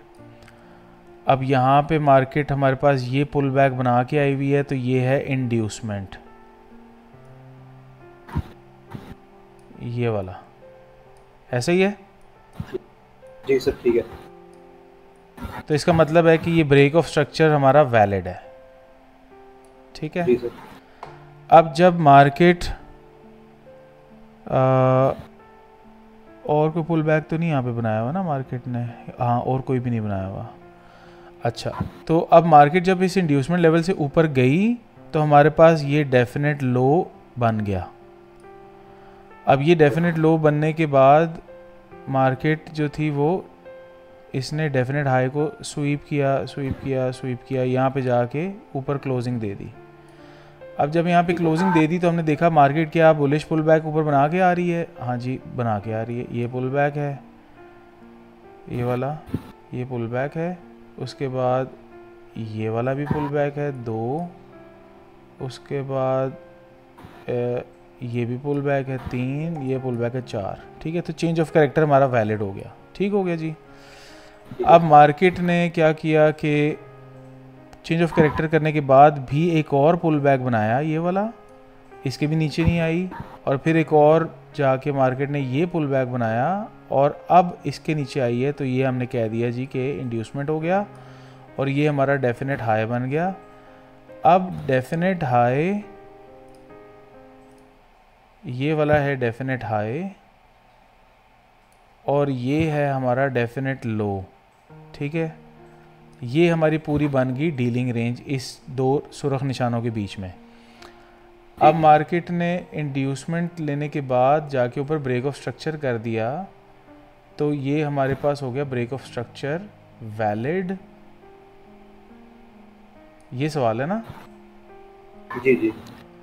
अच्छा डेफिनेट हाई एंड डेफिनेट लो के बाद अब आप ये देखें कि मार्केट ने अब जो हमारे पास जो डीलिंग रेंज जो बन रही है हमारे पास ब्रेक ऑफ स्ट्रक्चर जब इसने किया तो हमारे पास ये डेफिनेट लो बन गया ये वाला, ठीक है। इसको हम कोई और कलर दे देते हैं, येलो कर देते हैं, ये डेफिनेट लो हो गया। अब इस डेफिनेट लो से हाई तक क्या हमारे पास यहाँ पे कोई पुल बैक है, ये सवाल है असल में हमारे पास। अब अगर हमारे पास यहाँ पे कोई पुल बैक नहीं है तो फिर इसका मतलब ये ब्रेक ऑफ स्ट्रक्चर वैलिड नहीं है, ठीक है। तो इसको हम यहाँ पे थोड़ा सा वो कर लेते हैं,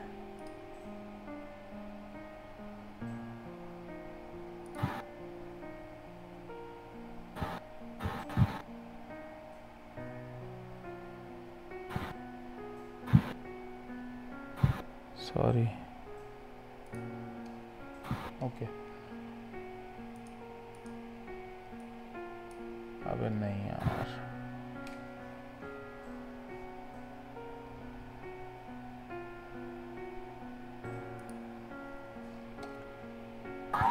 हाँ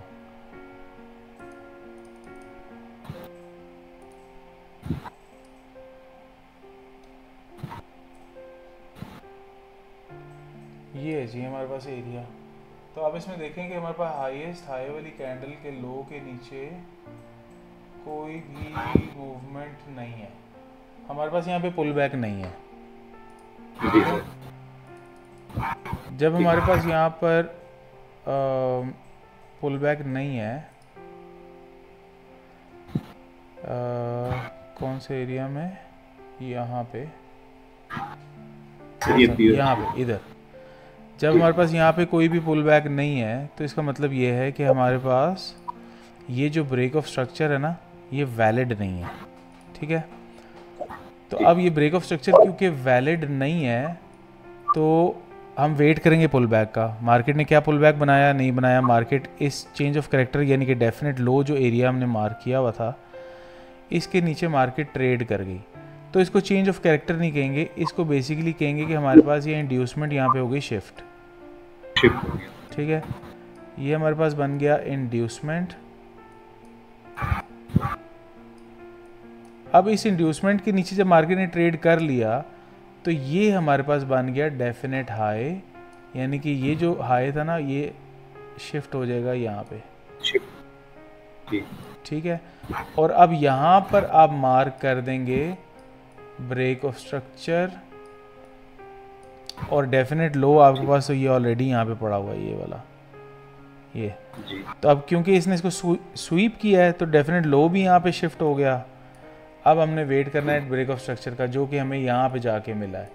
अब क्या मार्केट पुल बैक बना के आई है? जी बिल्कुल बना के आई, ये हमारा इंड्यूसमेंट है। ठीक है, अब जैसे इंड्यूसमेंट बन गया तो ये डेफिनेट हाई बन गया हमारे पास और डेफिनेट लो हमारे पास ये है। तो अब ये हमारी सारी डीलिंग रेंज बन गई है, ये वाली। ठीक है यहाँ से लेके यहाँ तक। ठीक हो गया? ठीक हो गया सर। एक फोटो और भेजा है, इस पे भी थोड़ा सा कर दीजिए। फोटो भेजा? जी सर।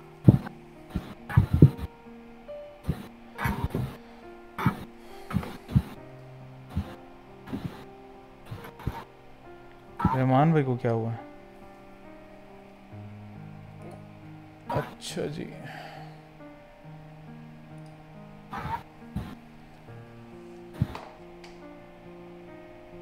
अच्छा अब मार्केट ने हमारे पास यहाँ ब्रेक ऑफ स्ट्रक्चर कर दिया तो हमारे पास ये डेफिनेट हाई बन गया। जी, ये इसमें आईडीएम लिया है सर यहाँ पे इंड्यूसमेंट लिया, ये वाला इंड्यूसमेंट लेने के बाद मार्केट सीधी नीचे आ गई और मार्केट ने ब्रेक ऑफ स्ट्रक्चर कर दिया। अब क्या मार्केट ने पुल बैक बनाया है बेरिश ब्रेक ऑफ स्ट्रक्चर करने से पहले? तो हमें नज़र आ रहा है हाँ जी ये बनाया हुआ है, ये है हमारे पास पुल बैक है।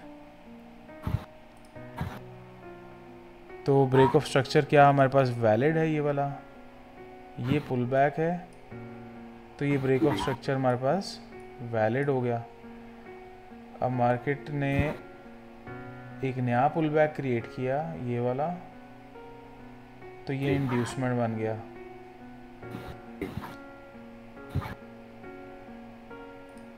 और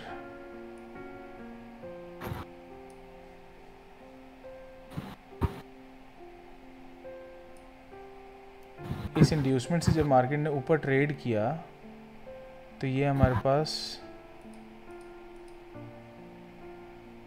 ये डेफिनेट लो बन गया और यहाँ ब्रेक ऑफ स्ट्रक्चर आ गया और हमारे पास ये ऑलरेडी डेफिनेट हाई तो ये पड़ा हुआ है। ठीक है, अब मार्केट अपने पुल बैक से ऊपर गई, डेफिनेट लो बन गया और इसके ऊपर जाके मार्केट ने हमें क्लोजिंग दी इधर जाके।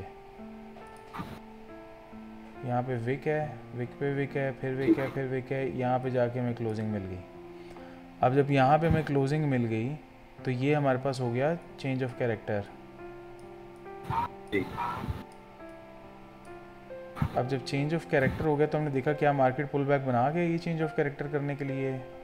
तो हमें नज़र आ रहा है कि जी बिल्कुल ये भी पुल बैक है, ये भी पुल बैक है, ये भी पुल बैक है, सारे पुल बैक्स हैं। तो ये चेंज ऑफ कैरेक्टर हो गया हमारे पास। तो ये हमारी बुलिश तो अब मार्केट यहाँ से बुलिश हो चुकी है। अब आप किस चीज़ का वेट करेंगे? हम वेट करेंगे कि मार्केट किसी पुल बैक से नीचे ट्रेड कर जाए। जब ट्रेड कर जाएगी डेफिनेट हाई बन जाएगा, डेफिनेट लो ये है, डीलिंग रेंज बन जाएगी हमारे पास।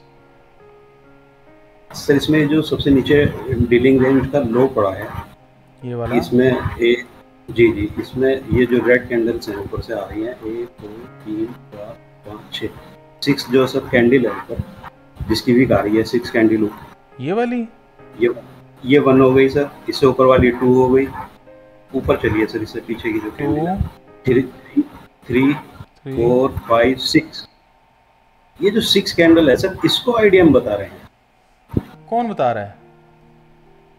इरफान भाई। ओहो ठीक है, वो इंटरनल बता रहे हैं आपको, वो आपको ये कह रहे होंगे कि ये मार्क कर लो। स्विंग भी मार्क करने पड़ते हैं क्या सर? वो आपको ये कह रहे होंगे ये इंड्यूसमेंट मार्क कर लो ना, ये वाला। हाँ हाँ ठीक है, हाँ, उनको बोलो इरफान भाई, एहसन भाई ने ये पुल बैक पढ़ाया हमें नहीं चाहिए ये वाला पुल बैक। कोई बात नहीं, वो भी गलत नहीं कह रहे, वो भी ठीक कह रहे हैं। मैं ये पूछना चाह रहा हूँ कि ये स्ट्रक्चर हमारा कंप्लीट हो चुका है या अभी कुछ और चीजें हैं जो हमें जाननी है इसके अंदर? यार ये वाला इंड्यूसमेंट ना इतना मैटर नहीं करता, तो कोई परेशानी की बात नहीं है, कोई इशू की बात नहीं है। हम ज़्यादातर जो इंड्यूसमेंट्स देखते हैं ना, वो मेजर इंड्यूसमेंट, असल में इंड्यूसमेंट दो तरह के होते हैं। एक होता है ये मेजर इंड्यूसमेंट जो आपका एक माइनर होता है सर, एक माइनर होता है। तो बेसिकली वो माइनर आपको मार्क करवा रहे थे, हम मेजर ही देखते हैं, मेजर पे रहे हैं अभी फ़िलहाल, कोई इशू नहीं है। ठीक है सर, शुक्रिया, बस हो गया सर।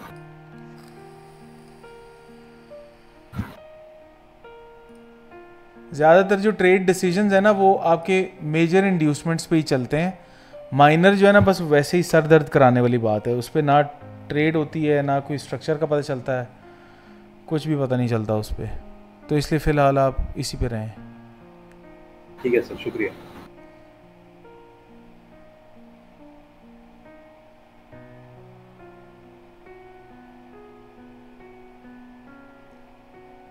अब्दुर्रहमान बशीर भाई, कोई स्क्रीनशॉट शेयर करेंगे ना तो फिर पता चलेगा आप क्या कह रहे हैं।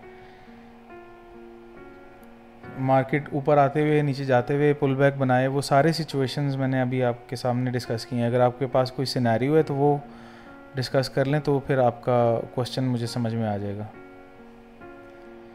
अच्छा, नवीद भाई क्या कहते हैं जी? नवीद भाई कह रहे हैं कि इंड्यूसमेंट, जी इंड्यूसमेंट आपने ठीक मार्क की हुई है।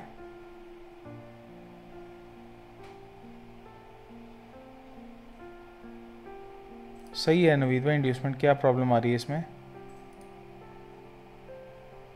जी राइट है सर, नवीद भाई राइट है।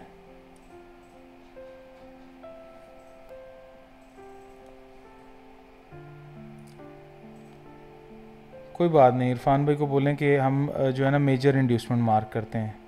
वो अभी नशाद भाई भी यही कह रहे थे, उनको बोलें कि हम मेजर इंड्यूसमेंट मार्क करते हैं, तो मेजर वाली ठीक है। उनको बोलें आप भी ठीक कह रहे हैं, एहसन भाई ने बताया आपकी भी ठीक है, लेकिन हम मेजर मार्क करें, तो आप फ़िलहाल हमारी मार्किंग जो है ना मेजर इंड्यूसमेंट के हिसाब से ही करें। जी एहसन भाई, हाई तो सेम ही बनेगा, आप बेशक माइनर ले लें, मेजर ले लें, कोई मसले वाली बात नहीं है। मसला या जो जब डिसीजन मेकिंग हमने करनी है ना ट्रेड के लिए, असल चीज़ें जो है ना वहाँ पे आपको समझ आएंगी कि हमने करना क्या है। तो अभी फ़िलहाल स्ट्रक्चर मार्किंग करने में कोई मसला नहीं है, बेशक मेजर लें माइनर लें, कोई प्रॉब्लम नहीं है, स्ट्रक्चर उसी तरह ही बनता है।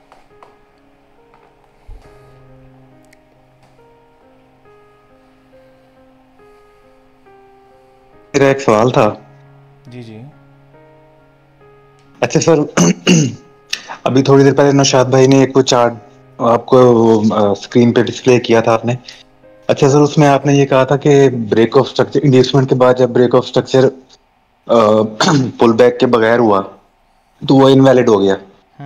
उसके बाद मार्केट दोबारा चोक लेवल पे अपनी आई, यानी कि डेफिनेट लो जो हमने मार्क किया हुआ था उसके ऊपर आई, तो उसके अंदर भी पुल बैक नहीं था, तो फिर वो भी इनवैलिड होगा? या अगर बीच में अगर ब्रेक ऑफ स्ट्रक्चर में मिसाल के तौर पे नहीं आया पुल बैक, कोई इशू नहीं, अगर वापसी पे मतलब नीचे आते हुए पुल बैक बनता है तो फिर वो वैलिड होगा या वो फिर भी इनवैलिड होगा? एक मिनट, इतने ज़्यादा अगर ना करें ना, पहले एक एक करके करते हैं। अच्छा ये देखें, अब यहाँ पे पहले इस चीज़ को समझ लें कि जब मार्केट ने ये ब्रेक ऑफ स्ट्रक्चर किया था यहाँ पे ये जी, तो हाँ जी, तो क्या हुआ था बेसिकली, मार्केट ने ना यहाँ पे जब इंड्यूसमेंट ये बनाई थी यहाँ पे, तो हमारे पास ये डेफिनेट हाई बन गया था ये, और ये बन गया था डेफिनेट लो, ठीक है जी। और ये डेफिनेट हाई एंड डेफिनेट लो के बाद यहाँ पे हो गया चेंज ऑफ कैरेक्टर, फिर इंड्यूसमेंट के नीचे आ गई डेफिनेट हाई डेफिनेट लो हमारे पास बन गया।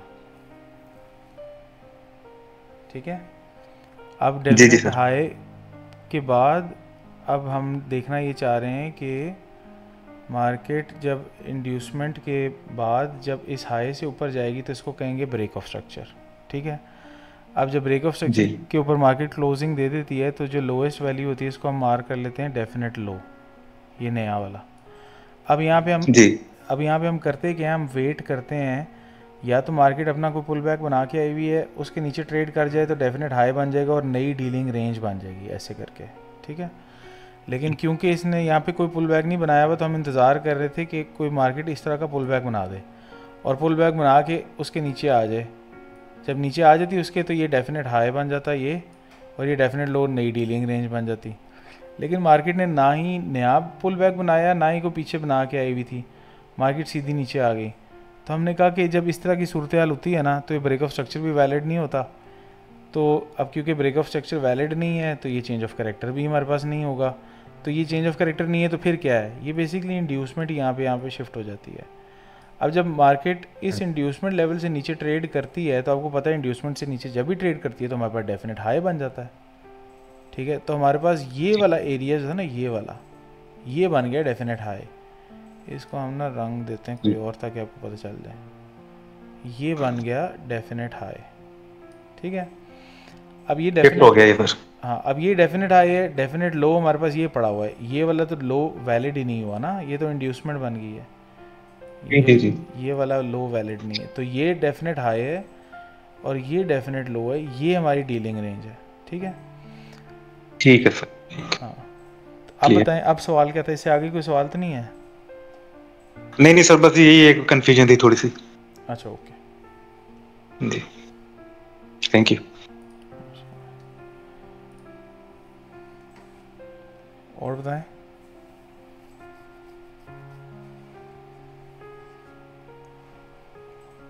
असलम भाई यहाँ पे डीलिंग रेंज भी आगे शिफ्ट होती है, जैसे हमारा बीओएस आगे शिफ्ट हो गया वैसे डीलिंग रेंज भी फिर आगे ऊपर जाएगी? हाँ, डेफिनेट हाई से डेफिनेट लो तक हमारी डीलिंग रेंज होगी। ओके, हाँ, पहले डीलिंग रेंज हमारी कहाँ थी, इस वाली जगह से बनी हुई थी यहाँ से लेके यहाँ तक। लेकिन जैसे ही हमारा हाई यहाँ पे शिफ्ट हो गया इधर तो इस हाई से लेके यहाँ तक फिर हमारी डीलिंग रेंज बन जाएगी। तो फिर ये जो मार्किंग प्रीमियम डिस्काउंट वाली है ना फिर ये शिफ्ट होके इधर आ जाएगी।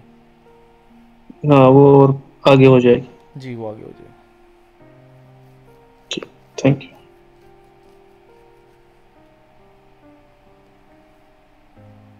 ठीक है, ठीक।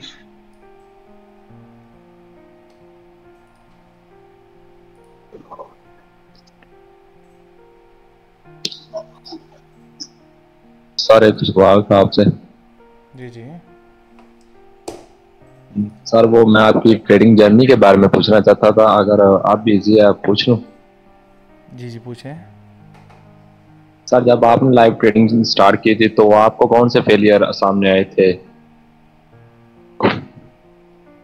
जो सबसे पहला फेलियर मेरे सामने आया था ना वो यही था इरफान भाई के मुझे मार्केट का कोई नॉलेज नहीं था।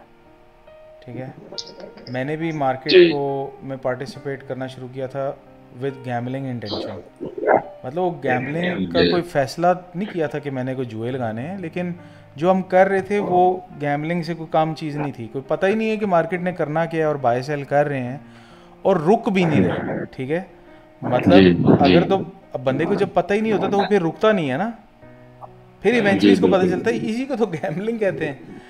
और बंदा रुकता कब है, जब उसको पता होता है कि भाई मार्केट अगर इस तरह का फैसला कर रही है और मैं यहाँ पे ट्राई कर रहा हूँ और मार्केट यहाँ पे मुझे रिस्पॉन्ड नहीं कर रही है तो अब इसका मतलब है कि मेरा एनालिसिस फेल हो गया है, अब मुझे नया एनालिसिस करना पड़ेगा।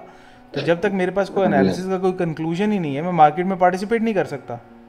जी बिल्कुल। तो एज अ न्यू ट्रेडर जब मैंने मार्केट के अंदर पहला चैलेंज जो मैंने फेस किया था वो यही था जो हर बंदा ही फेस करता है कि विदाउट नॉलेज मार्केट में पार्टिसिपेट किया और फिर अपने आप को रोक ही नहीं पाए और फिर लॉस होने लग पड़े और लॉस रिकवरी के चक्कर में बदला लेने के लिए मार्केट में आ गए कि मैं पैसे निकाल के रहूँगा मार्केट से, और फिर वो पैसे तो नहीं निकलते।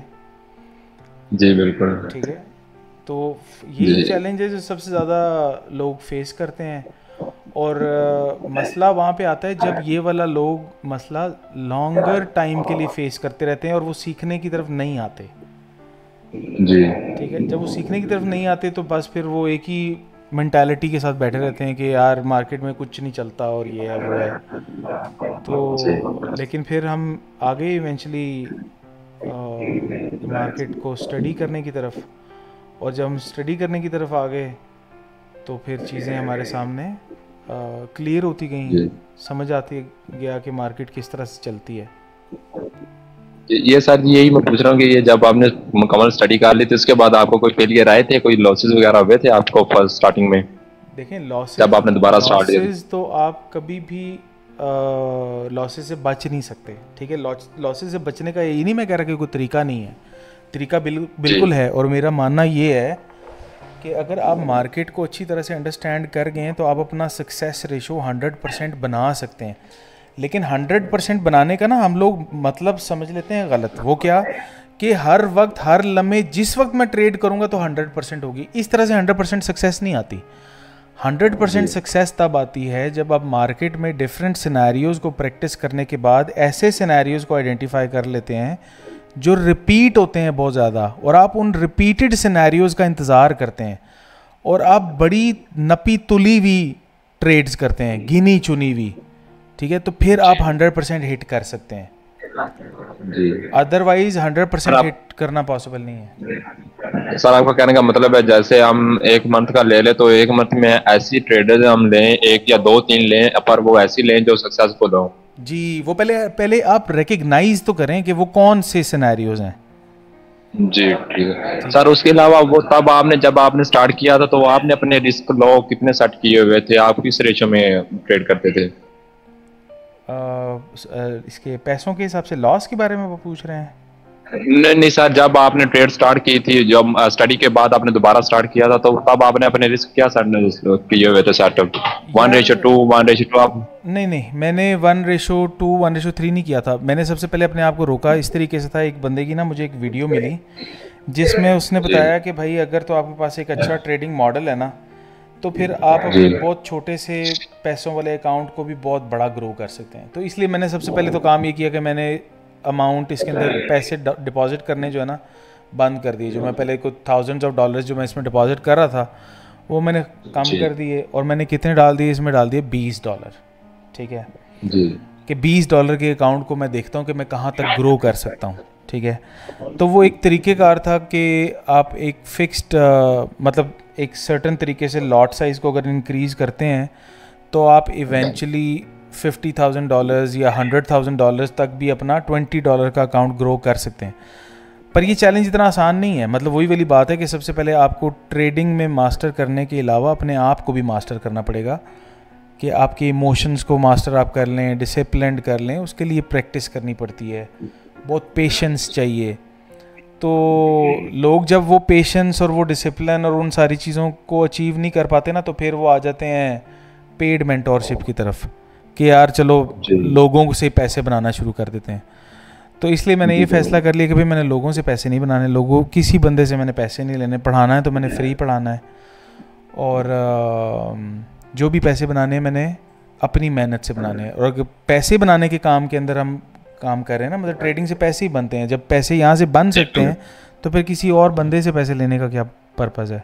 कोई पर्पज़ नहीं है। जी। तो बस फिर इस ऑब्जेक्टिव से आगे, और मैंने अपने आप को कंट्रोल किया इसी तरीके से कि मैंने $20 से ज़्यादा फिर अपने अकाउंट में डाले नहीं पैसे। मैं $20 वाले अकाउंट को ही खेलता रहा उससे। मैंने कहा कितने को 20 में ज़ाया कर लूँगा, तो मैंने कुछ ज़्यादा 20 ज़ाया नहीं किए। ज़ाया किए हैं, काफ़ी सारे किए हैं, लेकिन अगर $20 10 दफ़ा भी ज़ाया कर दी हो तो कितने बनते हैं? 200 ही बनते हैं ना। लेकिन जिस वक्त बंदा पैसे डालने की बीमारी पड़ जाए उसको तो 200 तो एक ट्रेड की मार भी नहीं है। जी बिल्कुल ठीक है जी। तो इस तरीके सर वो हमने आपकी गाड़ियां भी नहीं देखी, वो वीडियो बुगाटी है। वो ट्रेडर्स तो जनरली जो होते हैं वो कहते हैं वो तो स्टार्ट ही यहीं से लेते हैं, मतलब इरफान बुगाटी ले ली मैंने। और इरफान भाई अगर मैंने आपसे पैसे कमाने होते ना तो बुगाटी क्या, बुगाटी के अब्बा जी की भी मैं पिक्चर लगा देता यहाँ पे। सर मैं नहीं बात कर रहा, कोई और क्वेश्चन कर रहा है सर, मैं नहीं कर रहा सर। अच्छा सर आमिर भाई तो वो है मेरा, वो ऑब्जेक्टिव नहीं था ना। ऑब्जेक्टिव मेरा ये है कि बस ये एक सदका जारिया बन जाए और मैं जितने लोगों को समझा सकूं कि भाई इस मार्केट से पैसे बनाए जा सकते हैं, लेकिन एक तरीक़ेकार से, ठीक है। ऐसे ही नहीं आप घुस सकते इसमें कि आप कोई एक चीज़ हैमर कैंडल देख लें और आप उस पर ट्रेड कर लें। हैमर आपको एक दफ़ा प्रॉफिट देगा, 2 दफ़ा देगा, 10 दफ़ा देगा, 1000 दफ़ा फेल होगा, ठीक है। आपको एक ऐसी बुरी आदत डाल जाएगा जो फिर वो अनलर्न नहीं हो सकेगी आपसे, ठीक है। तो फिर इसलिए ना लोगों का जो माइंडसेट है वो ट्रेडिंग के ऊपर बड़ा डिफरेंट है कि पहले जब मेरी ट्रेड प्रॉफिटेबल गई थी तो तब भी इस तरह की कैंडल बनी थी, तो अभी भी इस तरह की कैंडल बनी है तो अभी भी प्रॉफिटेबल जानी चाहिए। ऐसे नहीं होता, ठीक है। तो सर आपने अपना अकाउंट $20 से फिर ग्रो किया आगे? मैंने $20 से अपना जो अकाउंट था तकरीबन $1500 तक ग्रो किया था। हाँ, तो अब आप भी कर सकते हैं, मतलब मेरे पास वो पूरा प्लान है। जब हम अकाउंट ग्रो करने वाली डिस्कशन के ऊपर आएंगे ना कि अकाउंट को ग्रो कैसे किया जाता है, तो मैं आपको डिफरेंट तरीक़ेकार बताऊंगा कि इस तरीके से आप अकाउंट को ग्रो कर सकते हैं। लेकिन सबसे अच्छा तरीका ये है कि आप अपना सब रिस्क जो है ना वो कांस्टेंट रखें, मतलब कि 1%, 0.5%, 2%, जो भी परसेंटेज आपको सूटेबल लगता है वो आप कांस्टेंट रखें और 2 टाइम्स to 3 टाइम्स तक की आप ट्रेड जो है ना वो होल्ड करें। मतलब कि अगर आपका, जिसको 1 to 3 risk to reward ratio कहते हैं, अगर आपका रिस्क है ₹2 और आप ₹6 के ऊपर अपनी ट्रेड को क्लोज कर पाते हैं तो ये 1 to 3 risk to reward ratio की ट्रेड कहलाती है। इस पैटर्न को अगर आप फॉलो करते हैं बिल्कुल डिसिप्लिन तरीके से, ऐसा नहीं है फिर कि अगर 6 से ज़्यादा बन रहे हैं पैसे तो आप कहें कि यार अब हो सकता है 12 बन जाए तो मैं इसको होल्ड कर लूँगा। फिर आपने क्लोज करना है, हाँ, फिर आपने $6 पे लाजमी अपना प्रॉफिट बुक करना है। 6 से अगर ऊपर जा रही है मार्केट तो फिर आपका ट्रेलिंग स्टॉप लॉस $6 पे होना चाहिए, ठीक है। नीचे से ऊपर काटते हैं जी, वो आप नीचे से ऊपर करेंगे, फिर ₹6 आप वापस नहीं कर रहे मार्केट को। अगर आप इस स्ट्रैटेजी, सिंपल स्ट्रैटेजी के ऊपर भी ट्रेड करते हैं ना, तो आप अगर 70% ऑफ द टाइम्स भी आप गलत हैं फिर भी आपका अकाउंट ब्लो नहीं हो सकता। 70% ऑफ द टाइम्स भी अगर आपका डिसीजन गलत था ना तो आपका अकाउंट ब्लो नहीं होगा, बेशक वो $10-20 ही का क्यों ना हो, क्योंकि आप 1 to 3 risk to reward ratio ensure कर रहे हैं, ठीक है। तो इसी बेस पे एक क्वेश्चन है, माजरत। जी सलमान भाई। सर प्लीज कंप्लीट कर लें अपनी बात। जी बताएं। सर मैं यही तो पूछना चाह रहा हूँ कि हम तो 1:3 की टीपी और ऐसा लगा के बैठ जाएंगे, मार्केट 1:1 पे वापस आ जाएगी, 1.5 पे आ जाएगी, 2.5 पे आ जाएगी, क्यों आ फिर हमारा दिमाग कहेगा एम ही आ जाएगी। इरफान भाई, सलमान भाई, जिस वक्त हम डिस्कस करेंगे ना, जिस वक्त हम ट्रेड एंट्री मॉडल्स को डिस्कस करेंगे और आपको सिनेरियोज एंड सिचुएशन समझ में आएंगी कि मार्केट में पार्टिसिपेट कब करना है और मार्केट किस वजह से एक डायरेक्शन में जा रही है, तो मार्केट फिर नहीं आएगी वापस। जी इंशाल्लाह। मेरे साथ सर जी मेन मसला यही रहा है पूरा 3 साल की ट्रेडिंग में कि मैंने 1:2 का भी जब भी माइंडसेट बनाया है ना, तो वो मेरा या तो मेरी जगह गलत थी, पॉइंट ऑफ इंटरेस्ट गलत थे, या कंफर्मेशन गलत थी, जो भी था उसने कभी मुझे मुतमईन नहीं होने दिया कि आप 1:2 तक अपना टीपी रखो।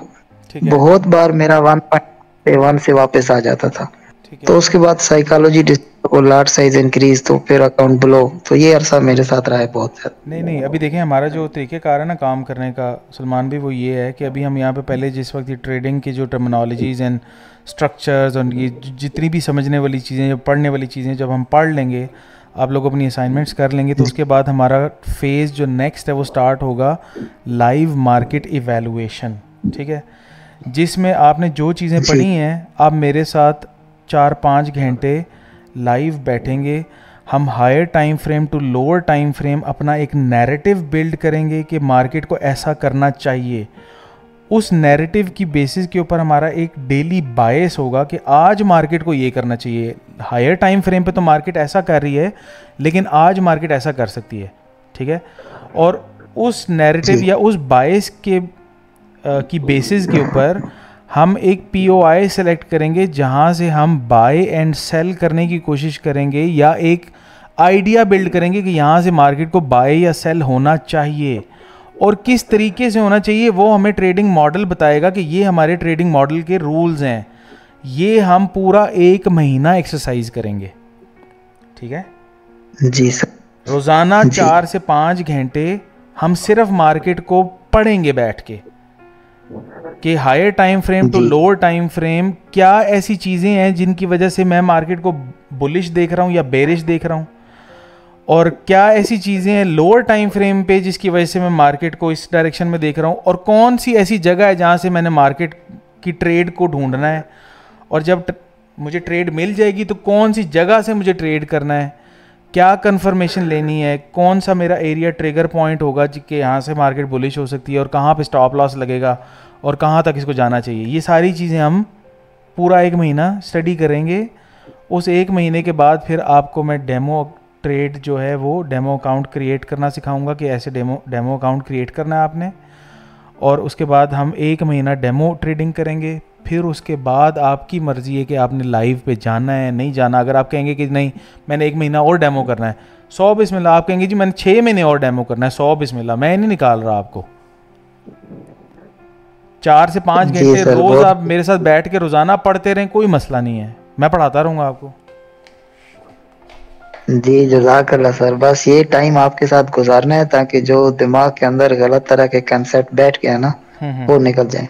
बिल्कुल ठीक है, कोई इशू नहीं जी। और इसका मतलब जो आप हमें मॉडल सिखा रहे हैं इसमें पैसा मैटर नहीं करता, मैटर यही करता है कि जो आप चीजें हम सिखा रहे हैं इसको फॉलो करें और हार्ड वर्किंग करें ज्यादा से ज्यादा।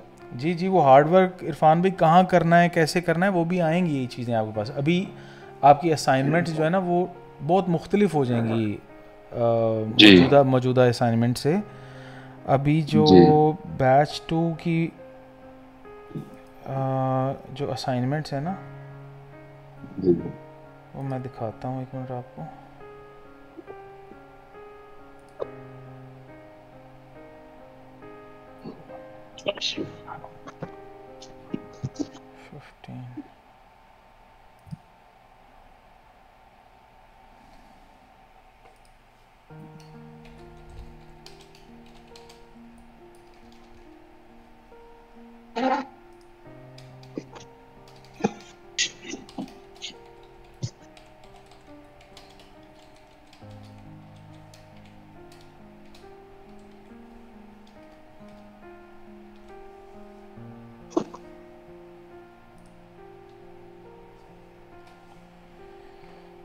अभी उनकी असाइनमेंट नंबर 14 चल रही है जिसके अंदर वो बेसिकली ट्रेड सिग्नेचर्स जो है ना वो बना रहे हैं, ठीक है।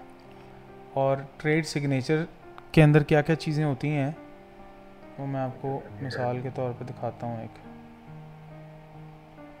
ये अब्दुल्ला भाई ने एक चीज़ बनाई है जो अभी तक मैंने इवेलुएट नहीं की हुई, लेकिन आप ये देखें कि अब्दुल्ला भाई ये कहते हैं कि 17 जुलाई को हायर टाइम फ्रेम के ऊपर हमारे पास ये नैरेटिव था कि 4 आवर का टाइम फ्रेम है, प्राइस जो है 4 आवर के फेयर वैल्यू गैप में आ रही है, रिक्लेम्ड सपोर्ट है, we will look for choch with inducement on 1 minute time frame. और उसके बाद लोअर टाइम फ्रेम के ऊपर आके मार्केट एग्जीक्यूट कैसे कर रही है, 1 मिनट की जो प्राइस है वो उसने फेयर वैल्यू गैप में टैप किया और प्राइस ने डिसीजनल ऑर्डर ब्लॉक को पर्ज किया और ये ट्रेड बन गई, ठीक है। तो इस तरीके से आपकी असाइनमेंट्स जो है ना वो इवॉल्व होंगी जब आप सारी चीज़ों को समझ जाएंगे। तो अभी तो यहाँ तक चल रही कहानी, अभी कहानी चलनी है आगे, काफ़ी आगे चलनी है।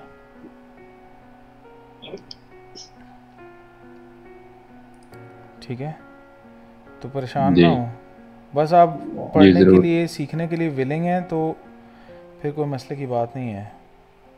जी जरूर सर, आपसे पहले ऐसा कोई मिला ही नहीं, बस जो वो पेड वाले मिलते थे या मिलते थे तो वो अपने जो बेसिक बेसिक चीज़ें बताते थे, जो पर्सनल चीज़ें थी वो बताते नहीं थे। तो अब मिले आप इंशाल्लाह, तो इंशाल्लाह जरूर आएंगे। भाई अगर मैं आपको हकीकत बताऊं तो उनको इससे ज्यादा पता ही नहीं था, माजरत के साथ। उनको जितना पता था वो वही बता रहे थे। हाँ सलमान भाई, ऐसा भी हो सकता है, मतलब मैं भी कंफर्म ये बात नहीं कह सकता कि कई लोग तो होते हैं वो पैसे लेके भी चीज़ें नहीं बताते, उनको पता भी होती हैं, और कई लोग तो बता ही नहीं पाते, उनको पता नहीं होती, तो कोई बात नहीं, खैर है। मैंने जिसे सीखा बग़ैर पैसे दिए हुए सीखा ना ICT से, तो वो जब फ्री में चीज़ें सिखा रहा था तो मुझे क्या जरूरत पड़ी पैसे लेने की।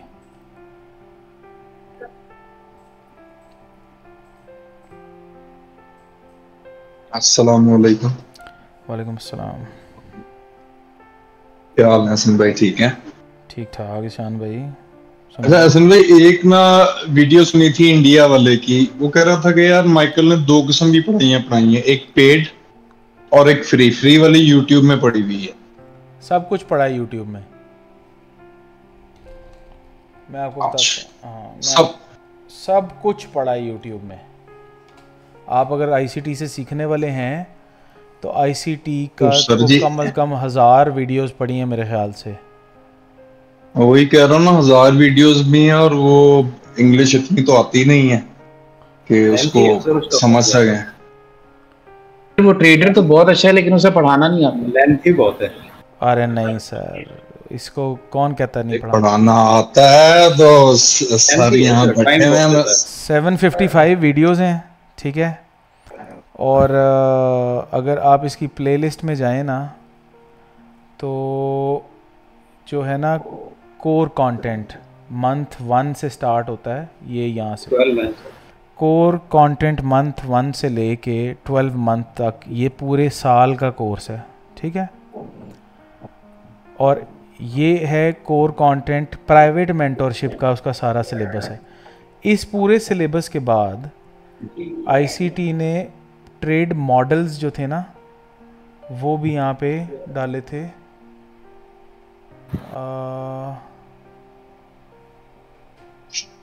शॉटगन 2024 चार्टर कंटेंट, ये पढ़ा है। अगर आप इसमें चले जाए ना, यहाँ पे चले जाएं तो इस पूरी सीरीज़ के अंदर 12 मॉडल्स हैं मेरे ख्याल से। हाँ 12 मॉडल्स हैं। ये ICT के 12 ट्रेड मॉडल्स हैं, ठीक है। लेकिन ये 12 ट्रेड मॉडल्स आपको कब समझ में आएंगे, जब आपने कोर कंटेंट पढ़ा हुआ होगा। तो कोर कंटेंट के बाद ये ट्रेड मॉडल्स हैं। तो ICT ने तो ऑलरेडी बता दिए भाई, जो कुछ भी है पढ़ा है यहाँ पे। ऐसा नहीं है कि उसने यहाँ पे नहीं डाला, सब कुछ डाला हुआ है। जो सीखने वाला है सीख जाए।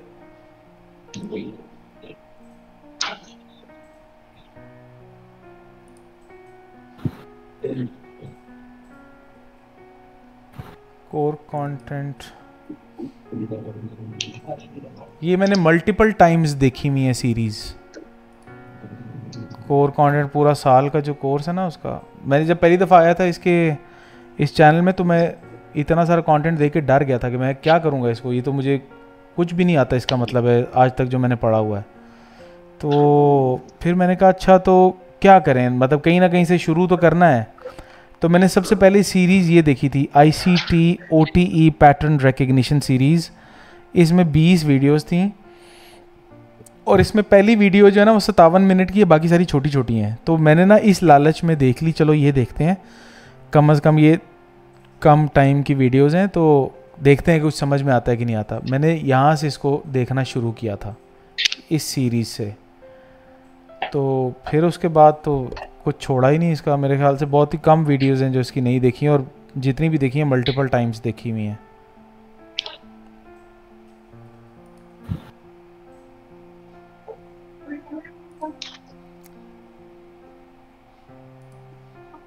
तो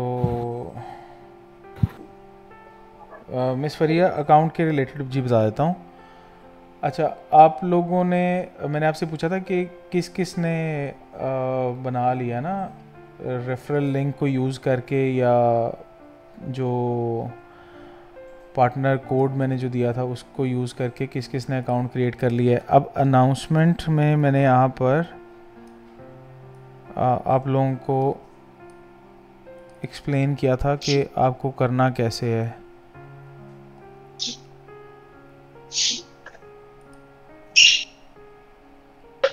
अनाउंसमेंट में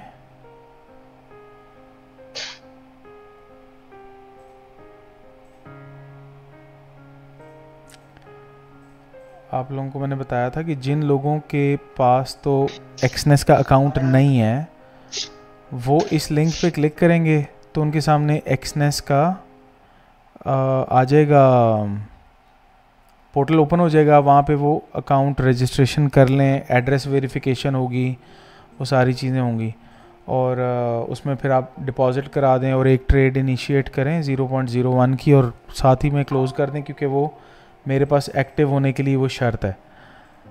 तो उसके बाद अगर जिन लोगों के पास ऑलरेडी एक्सनेस का अकाउंट है तो वो क्या करेंगे, वो अपने पोर्टल पे जाएंगे। अब पोर्टल में चैट का ऑप्शन किधर होता है, इस तरह से आपके पास पेज ओपन होगा ना तो ये राइट साइड पे ये चैट है, यहाँ पे ये यहाँ पे चैट बनी हुई है।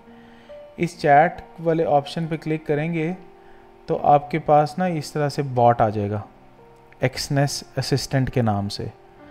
उसको यहाँ पे आपने लिखना है चेंज पार्टनर कोड, तो वो आपको यहाँ पे एक लिंक दे देगा, here is your unique link to change your partner. इस लिंक पे आपने क्लिक कर देना है। लिंक पे क्लिक करेंगे ना तो आपके पास नेक्स्ट पेज इस तरह से ओपन होगा, उसमें 4 ऑप्शन आपको दी जाएंगी। पहली में एजुकेशन लिखें, दूसरी के अंदर ये मेरा डाल दें पार्टनर कोड जो मैंने आपको पूरा लिंक दिया है। सिर्फ पार्टनर कोड ये जो KGG1EACE4D ये नहीं डालना, आपने पूरा लिंक डालना है यहाँ पे क्योंकि वो कोड नहीं चलता, ये पूरा लिंक चलता है यहाँ पे। और उसके बाद where did you find your new partner, तो आप यहाँ पे मेरा यूट्यूब का डाल दें एड्रेस, खाली यूट्यूब लिख दें, डिस्कॉर्ड लिख दें, कुछ भी लिख दें और सबमिट कर दें। तो सबमिट करने के बाद ना आपको स्टेटस आ जाएगा, पता चल जाएगा कि आपका पार्टनर चेंज हो गया। ये उन लोगों के लिए है जिन लोगों ने इस लिंक को यूज़ करके अकाउंट नहीं बनाया, ठीक है। जिनके पास पहले से है अकाउंट या इस लिंक को यूज़ करके उन्होंने अकाउंट नहीं बनाया, उन लोगों को पार्टनर चेंज करने के लिए ये तरीका करना पड़ेगा। जब ये तरीका कर लेंगे तो उसके बाद आपने करना क्या है कि आपने यहाँ पे ओपन अकाउंट को क्लिक करना है। जिस तरह से आज आमिर भाई ने गालिबन अकाउंट क्रिएट किया है, ओपन अकाउंट को क्लिक करें और नया अकाउंट क्रिएट कर लें। लेवरेज अपने हिसाब से सिलेक्ट कर लें और स्टैंडर्ड को कर लें या प्रो को कर लें, वो भी आपकी अपनी मर्ज़ी है। और आपके पास जो अकाउंट फिर क्रिएट होने के बाद जो आईडी आएगा वो आपने मेरे साथ शेयर करना है। जो पुराना आपका अकाउंट आईडी है वो मेरे पास यहाँ पे क्लाइंट लिस्ट में शो नहीं होगा। पार्टनर लिंक चेंज करने के बाद ओपन अकाउंट पे क्लिक करके नया अकाउंट क्रिएट करें। अगर ओल्ड अकाउंट में कोई फंड्स पड़े हुए हैं तो वो फंड्स दूसरे में ट्रांसफ़र हो जाते हैं, जो नया आप बनाएंगे ना उसमें ट्रांसफ़र हो जाएंगे, तो वो भी आप ट्रांसफ़र कर लें। तो ये करना है आपको काम, ठीक है भाई। मैंने बनाया था ये, पहले मैंने पार्टनर चेंज किया, उसके बाद मैंने अकाउंट बनाया, लेकिन मैंने डिपॉजिट नहीं किया ना, ट्रेड किया। अभी मेरा डेमो अकाउंट ही था, तो उससे कहीं तो नहीं आ रहा, आपको शो नहीं हो रहा। आपने रियल अकाउंट बनाया या डेमो अकाउंट बनाया है? पहले डेमो अकाउंट पे था, मैं 1 साल से मार्केट कर रहा हूँ ये एनालिस्ट, लेकिन अभी मैंने पहले पार्टनर कोड चेंज किया, उसके बाद डेमो है ये रियल अकाउंट।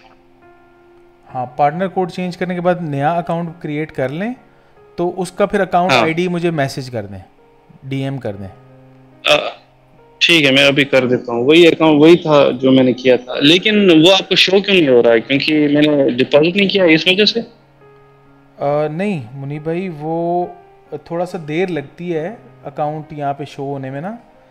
तो आप मुझे आईडी दें, मैं भी चेक कर लेता हूँ, हो सकता है अभी आ चुका हो, थोड़ा सा टाइम लग जाता है उसमें। जी ठीक है। आमिर भाई आपका अभी तक जो है ना मेरे पास 772 मेरे पास अभी तक शो नहीं हो रहा क्लाइंट में ना। वो एक दफ़ा शो हो जाए तो फिर आप इनिशिएट कर दीजिएगा बेशक ट्रेड, लेकिन अभी फ़िलहाल तो नहीं हो रहा। सर ये कुछ टाइम लेता है, नॉर्मल है ये चीज?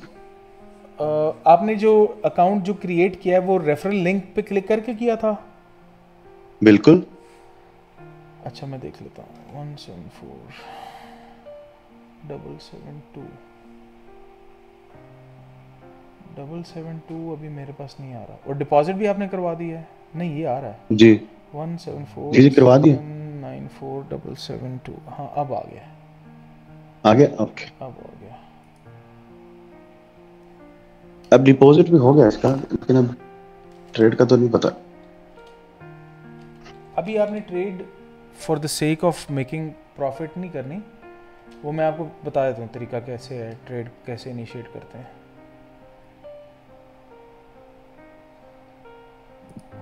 असल में मैंने सेंड कर दिया आपको, देख लीजिए आप।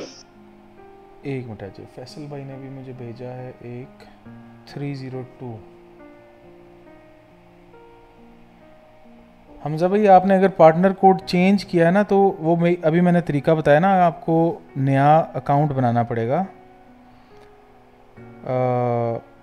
ओपन न्यू अकाउंट पे जाके फिर अपने ओल्ड अकाउंट से फंड्स नए में ट्रांसफ़र कर देंगे, तो फिर आपका जो है ना यहाँ पे मेरे सामने शो हो जाएगा। अदरवाइज़ जो आपका आईडी है 201 ये मेरे पास यहाँ पे नहीं आ रहा। अच्छा एहसन भाई, आपका पार्टनर कोड KGG1EACE4D यही है? जी ठीक है। मैं बीच अच्छा इससे पहले मैं 2 दफ़ा चेंज कर चुका हूँ, कोई इशू तो नहीं होगा? यार ये मुझे नहीं आइडिया, ये तो आप उनको रिक्वेस्ट भेजेंगे तो वही आपको बताएंगे। अच्छा चलो ठीक है, मैं अभी चेंज करने लगा हूँ। तो पहले 2 दफ़ा क्यों चेंज किया है? सर वही एजुकेशन। अच्छा okay, from one two other. अच्छा ठीक है ठीक है। अच्छा तो मिस फरिया आपको समझ में आ गया क्या कैसे करना है अकाउंट? ठीक हो गया। एहसन भाई आपका पार्टनर चेंज अगर हो गया है, इज़ इन प्रोग्रेस है। अच्छा ठीक है, जब ये कंप्लीट हो जाएगा ना तो फिर आपको करना पड़ेगा चेंज, मतलब नया अकाउंट बनाना पड़ेगा। 631 इरफान भाई, ठीक है इरफान भाई का भी मेरे सामने यहाँ पे नज़र आ रहा है।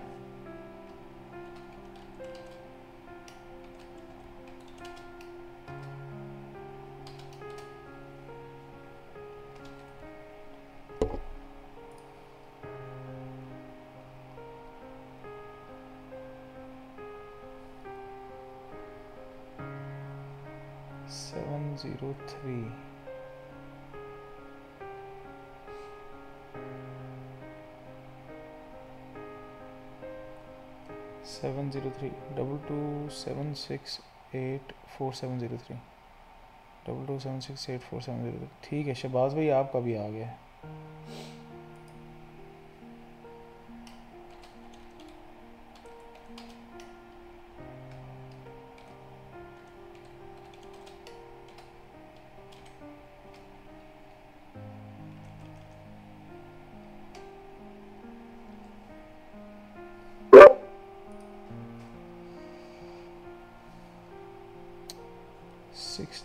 मुनीब भाई 677 भी नज़र आ रहा है। 17479467 17479417479467 जी ठीक हो गया। मुनीब भाई का भी आ गया है।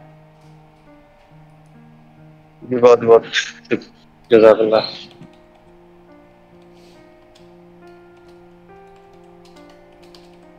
असल में वो नाम नहीं आते ना मेरे सामने, अकाउंट आईडी आते हैं। अगर नाम आप लोगों के आ रहे हो ना तो फिर मुझे वो यहाँ पे फिर कमेंट्स ऐड करने की ज़रूरत ना पड़े, इजी हो जाएगा।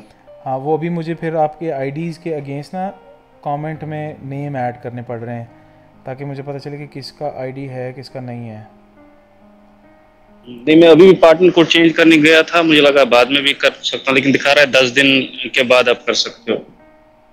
नहीं हो गया, इधर आ गया मेरे पास। हाँ हो गया बहुत बहुत जज़ाकल्लाह।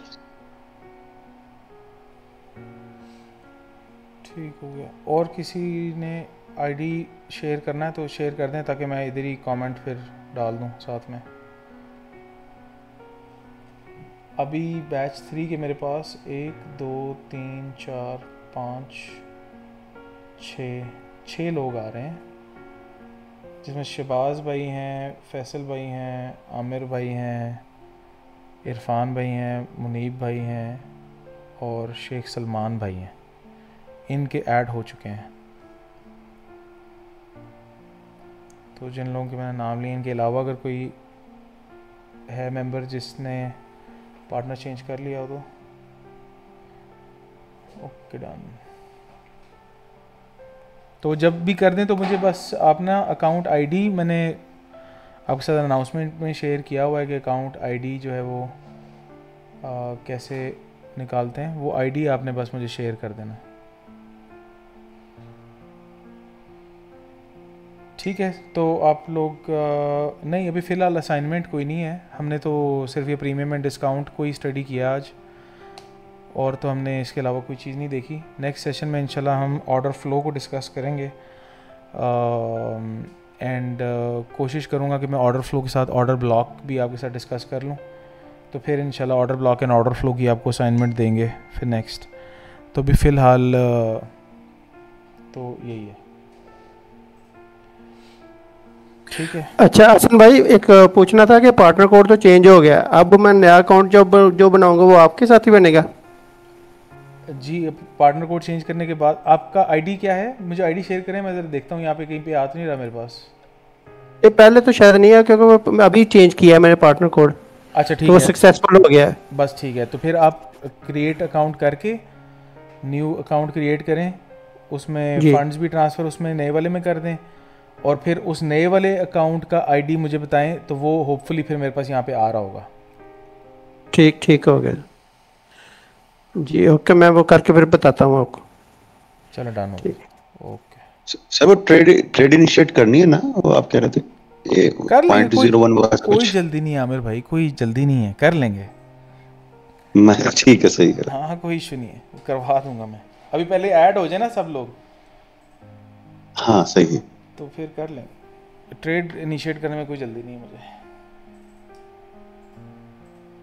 ठीक है, चलें भाइयों, फिर आप रेस्ट कीजिए, इंशाल्लाह फिर मुलाकात होती है नेक्स्ट सेशन में। तब तक कोशिश करें कि असाइनमेंट अगर कोई रहती है तो आप कर लें, और ताकि सारे सिनेरियो सिचुएशंस जो हैं आपको क्लियर हो जाएं। जी ठीक है, चलें, ओके भाइयों, अल्लाह हाफ़िज़। अल्लाह हाफ़िज़। अल्लाह हाफिज़।